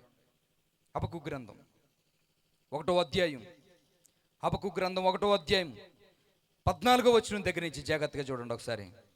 హబక్కూకు గ్రంథము 1వ అధ్యాయము 14వ వచనం దగ్గర నుంచి జాగ్రత్తగా చూడండి ఒకసారి. హబక్కూకు గ్రంథము 1వ అధ్యాయము 14వ వచనం దగ్గర నుంచి జాగ్రత్తగా చూడండి ఒకసారి. ఏమని చెప్తున్నా? ఏలిక లేని చేపలతోనూ ప్రాకు పురుగులతోనూ నీవు నరులను సమానంగా చేసేదివి. వాడు గాలము వేసి, వాడంటే ఎవరు అనుకున్నారు? సాతానగాడు. వాడు గాలము వేసి మానవులందరినీ గుచ్చిలాగి ఉన్నాడు. ఉరి ఒగ్గి చిక్కించుకొనిచున్నాడు. వాడు తన వలలతో వారిని కూర్చుకొని సంతోషపడుతూ గంతులు వేచున్నాడు. కావున వలల వలన మంచి భాగము, పుష్టినిచ్చు భోజనము తన కలుగుచున్నదని పనివాడు తన వలలకు బలులు అర్పించుచున్నాడు, తన ఉరులకు ధూపం వేయుచున్నాడు. వాడు ఎల్లప్పుడూ తన వలలోని దిమ్మరించుచుండవలెనా, ఎప్పటికీ మానకుండా వాడు జనమును హతం చేయుచుండవలెనా అని అడుగుతున్నాడు హబక్కూకు. మానవులందరూ వాడి గాలానికి వాడి వలలోనే చిక్కుకుపోయారట. మొత్తం అందరూ ఎలా చిక్కుకుపోయారు? వాడు గాలానికి ఎలాగున్నారు? తాగుడు అనే గేలం వేసింది ఒకడికి, వ్యభిచారం అనే శరీర కోరికలు గేలం వేసింది ఒకడికి, పేర్లు పిచ్చితోటి ఉండేటువంటి గేలం వేసింది, అందరి ముందు పొగిడించుకోవాలనుకునే గేలం ఒకడికి వేసింది, డబ్బు పిచ్చి ఒకడికి వేసింది, అసూయ స్వార్థం అనే గేలలేసింది, కక్షలో క్వార్థాలు అనేటువంటి గేలలేసింది, కొట్లాట్లో ఇవన్నిటిని గేలమేసి ఎవడికి ఏ అడ్లో పడతారో అన్ని గేలలేసిందండి. అన్ని గేలలేసి అందరిని తన వలలో పెట్టుకుని ఉన్నాం. మనమేమనుకున్నాం తెలుసా? మనం దేవుని సన్నిధిలో ఉన్నాం కదా, దేవుని పిల్లలు అనుకున్నాం. లేదు, దేవుని సన్నిధిలో ఉంటున్న వాడి గేలానికి పడ్డ చేపలు అందరూ, వాడి గేలానికి పడ్డ చేపలు. ఆ చేపలను ఏం చేస్తున్నాడు తెలుసా? మనం భక్తులుగా ఉండామనుకునే భ్రమలో బ్రతికించేస్తున్నాడు. అందుకనే ఆ భ్రమలో బ్రతుకుతున్నాం కనుకే మన అబద్ధాలు మానలేదు, మన బూతులు మాట్లాడలేదు, మనకు అసహ్యమైన బ్రతుకు మానలేదు, మన సినిమా సీరియల్ మానలేదు, ఏం మానం. ఎందుకంటే వాడి గాలనుకున్నాం కనుక. భక్తులు మన భ్రమలో బ్రతికేస్తుంటాం, మార్పు రానివ్వడం. ఎందుకంటే మన భ్రమ లాంటిది, భక్తులు మన భ్రమ. అందుకని మార్పు రానివ్వడం. యేసుక్రీస్తు వస్తాడో ఒకరోజు, వచ్చిన వెంటనే ఇదే భ్రమలో బ్రతుకుతున్నాం అనుకోండి, మన తప్పులు అన్యాయాన్ని కంటికి కనబడతాయి, విడిచిపెట్టేస్తాడు. ఎక్కడికి వెళ్తాం? ఆరని అగ్నికి ఆహుతైపోవలసిందేనా? ఇంకా మంటల్లో యుగ యుగాలు కాలవలసిందేనా? ఇంకా అక్కడ పరిస్థితి ఎంత దారుణంగా ఉంటుందో ఆలోచించారా? ఆ పరిస్థితిని ఒకసారి ఆలోచించుకోండి. ఒకసారి చలి వస్తే తట్టుకోలేము, ఎండేస్తే ఉక్కబోస్తుంటే తట్టుకోలేము, చిన్న బాధ వస్తే తట్టుకోలేము. మరి అగ్గిలో ఎలా కాలుతారు అనుకున్నాం? ఉండగలవు అసలుకి? ఆలోచించారు ఎప్పుడైనా? నీ ఊహ కందన అగ్నికి ఉండమంటే అలాంటి పరిస్థితుల్లో మరలా తిరిగి రాలేని లోకానికి పంపిస్తాను అన్నాడు. ఆయన వచ్చే సమయానికి సరిదిద్దుకుందాం, మన బ్రతుకులు మార్చుకుందాం, సాతాను గడికి ఉన్నటువంటి ఉచ్చులోంచి బయటకు వచ్చి స్వతంత్రులుగా బ్రతికి క్రీస్తుని సమాజానికి చూపిద్దాం, ఆయన త్యాగాన్ని సమాజానికి వినిపిద్దాం. అలా ఉండగలిగితే మన కుటుంబాలు కట్టబడతాయి, మన బ్రతుకులు బాగుంటాయి, సమాజాన్ని మార్చుకుంటాం, సొసైటీని మార్చుకుని చక్కగా దేవుని ఎదుట పరిశుద్ధులుగా నిర్దోషులుగా ఉంటాం. అలాంటి స్థితిగతులు రావాలంటే మారదాం అందరం. మారదాం. ఏం చేయవలసిన అవసరం లేదు. పరిస్థితులు మారాలంటే ముందు మనం మారాలి. మనం మారాలంటే ఏమి చేయవలసిన అవసరం లేదు. మనం చేసిన దుర్మార్గం అని పని లేవద్దు, పక్క వాళ్ళతో చెప్పవలసిన పనే లేదు. చేయవలసింది ఏంటో తెలుసా? పశ్చాత్తాపంతో, ప్రవ్వా నా బిడ్డలకు కానీ నేను కానీ వాక్యాన్ని సరిగా నేర్చుకోలేకపోయాను, పాపమే పనిగా పెట్టుకుని ఇప్పటి వరకు బ్రతికిసాను, ఒకవేళ నేను చనిపోయినా ఆయన వచ్చినా నా పరిస్థితి ఏంటని ప్రశ్న వేసుకుంటే అగమ్యగోచరంగా ఉంది. ప్రవ్వా ఏమైపోవాలి నా పరిస్థితి నేను ఎత్తబడకపోతే? నేను చనిపోయినప్పుడు ఒకవేళ నిత్యజీవం వెళ్ళకపోతే, ధనవంతుల్లాగా నరకంలోనే కాలిపోతుంటే ఏంటి నా పరిస్థితి అని ప్రశ్న వేసుకునే పరిస్థితి వస్తే మనం మారచ్చు. మనం మారితే మన పిల్లలు మారుతారు, మన సమాజం మారుతుంది, మన ఊరు మారుతుంది. అలా మారాలన్న ఆలోచన ఉంటే, మా పిల్లలు పెట్టిన పని ఏమాత్రం వ్యర్థం అవ్వకూడదు, మా పిల్లలు కూడా బాగోవాలి, అందరూ బాగుండాలనుకునే మంచి ఆలోచన ఉంటే, మారదామనుకునే ఉద్దేశాలు ఉంటే, మీరున్న చోట కళ్ళు మూసుకుని నిలబడి నాతో చిన్న ప్రార్థనలు ఏకీవించండి. అందరూ మారాలి. మా పిల్లలు పెట్టినటువంటి పని వ్యర్థం అవ్వకూడదు, వాళ్ళు ఎంతో కష్టపడి పెట్టారు, మా పిల్లలు చేసిన పని వ్యర్థం అవ్వకూడదని మాకు ఉందనుకునే తలంపు మీ దగ్గర ఉంటే, లేచి కళ్ళు మూసుకుని ఒక్క మాట దేవుడితో మాట్లాడండి. ప్రశాంతంగా కళ్ళు మూసుకుని, మా బిడ్డలు బాగుందిరయ్యా, ఈరోజు మా బిడ్డలే తాగుతూ ఉంటుంటే, మా బిడ్డలే సిగరెట్లు కాలుస్తూ ఉంటుంటే, మా బిడ్డలే వ్యసనాలు నేర్చుకుంటుంటే మాకు అర్థం కావట్లేదు. కాబట్టి ఒక్కసారి మా పాపాలను క్షమించి మా బిడ్డల్ని, మా బ్రతుకుల్ని మార్చండి ప్రభువా. ఒక్క మాట అడగండి. దయచేసి ఎవరు నిర్లక్ష్యంగా ఉండొద్దండి. దేవుడు ఈ 2 రోజులు మనకి ఇచ్చాడు. అవకాశాలు మాటికి రావు. ఇలా చూస్తున్నవాడు ఇలా కంటికి కనబడకుండా మాయమైపోతున్నారు. అలాంటి పరిస్థితుల్లో మనం ఉన్నాం.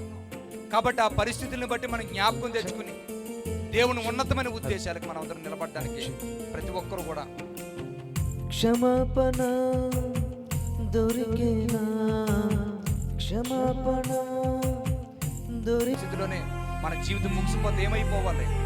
కాబట్టి పశ్చాత్తాపంతో దేవుడిని అడగండి. ప్రభువా తప్పు అయిపోయింది, అవకాశం ఇవ్వండి అడగండి.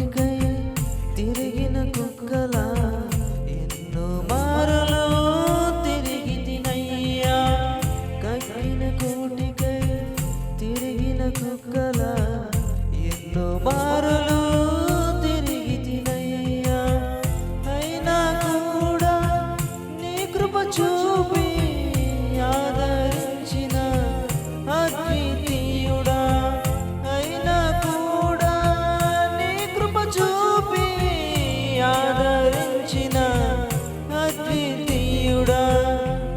ఆదరించిన అద్వితీయుడా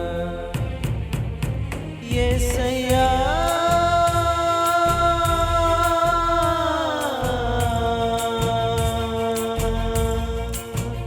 యేసయ్యా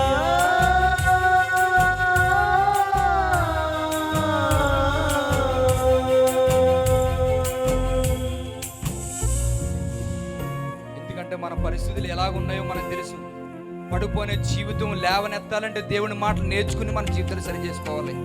అలాంటి పరిస్థితులు లేదు కనుక పడిపోయిన పాపాన్ని మరలా మరలా చేస్తూ బాధపడుతూ దేవుని కూడా బాధ పెడుతున్నాం. ఈరోజు నీ జీవితం ఎలాగున్నదో, నీ కుటుంబం ఎలాగున్నదో, మన పరిస్థితులు ఎలాగున్నాయో దేవుని వాక్యం మాట్లాడింది కనుక మీ కుటుంబం బాగోవాలనుకున్నా, జీవితాలు సరి చేసుకోవాలనుకున్నా, ప్రభువా నా జీవితానికి ఒక అవకాశం ఇవ్వు ప్రభువా, నా జీవితాన్ని మార్చుకుంటాను ప్రభు అని ప్రతి ఒక్కరూ హృదయపూర్వకంగా దేవుని పశ్చాత్తాపంతో అడగండి. దయచేసి ఎవరు మౌనంగా ఉండొద్దు. ఇదే చివరి రోజు. అడిగే అర్హత లేకపోయినా నీ ప్రేమను బట్టి అడుగుతూ ఉన్నా. అడిగే అర్హత లేకపోయినా నీ ప్రేమను బట్టి అడుగుతూ ఉన్నా. తల్లి మరచిన మరువని దేవుడా, నన్ను విడువని యేసునాథుడా. తల్లి మరచిన మరువని దేవుడా, నన్ను విడువని యేసునాథుడా. నన్ను విడువని యేసునాథుడా. యేసయ్యా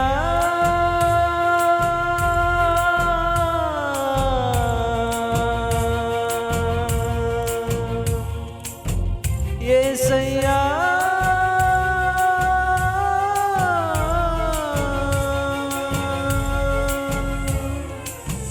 క్షమాపణ దొరికేనా, క్షమాపణ దొరికేనా. చిట్ట చివరి అవకాశం నాకు దొరికేనా. చిట్ట చివరి అవకాశం నాకు దొరికేనా. యేసయ్యా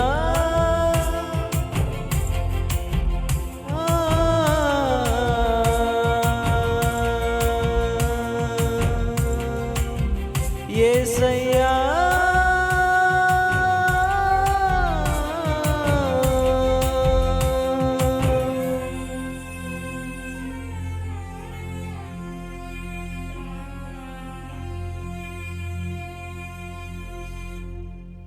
రోజు జరిగింది.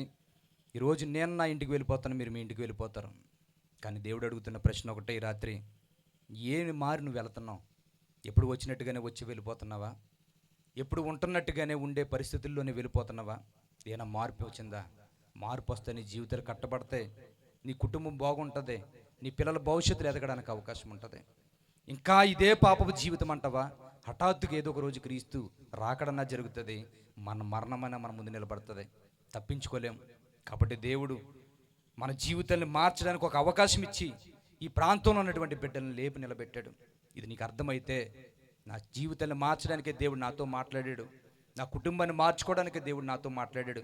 మా ప్రాంతాలన్నీ బాగుండాలి, ఒక మంచి కోరుకునే వ్యక్తిలా నేను ఉండాలని కోరుకుంటే హృదయపూర్వకంగా దేవుని ప్రభువా నా జీవితాన్ని మార్చి నా కుటుంబాన్ని లేవనెత్తి నా ఉన్న పరిస్థితుల్లోంచి లేవనెత్తి నిలబెట్టండి ప్రభువా.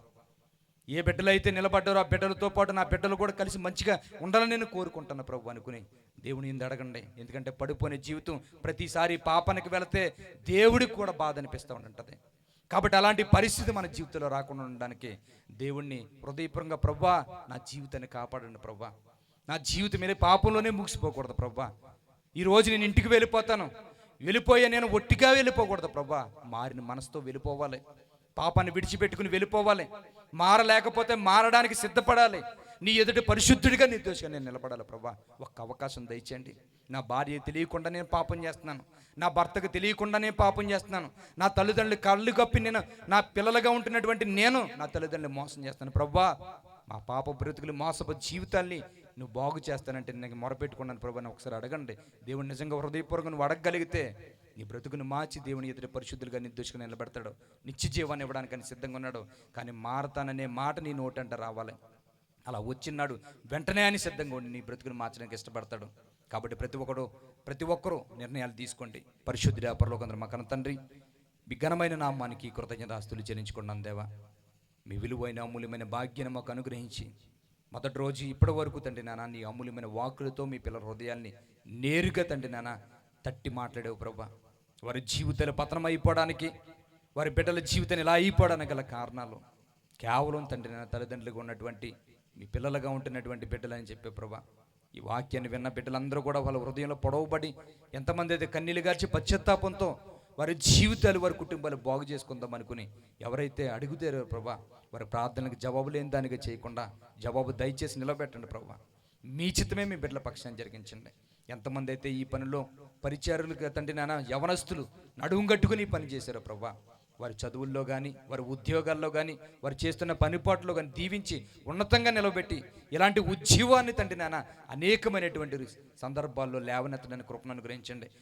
ఊరంతా కూడా ఈ ప్రాంతం అనేక దేశాల్లో చెప్పుకునేటంత స్థితిగతులు కలిగి ఉండడానికి కృపను అనుగ్రహించండి. మీ చిత్తమే మీ బిడ్డల పక్షాన్ని జరిగించండి ప్రభా.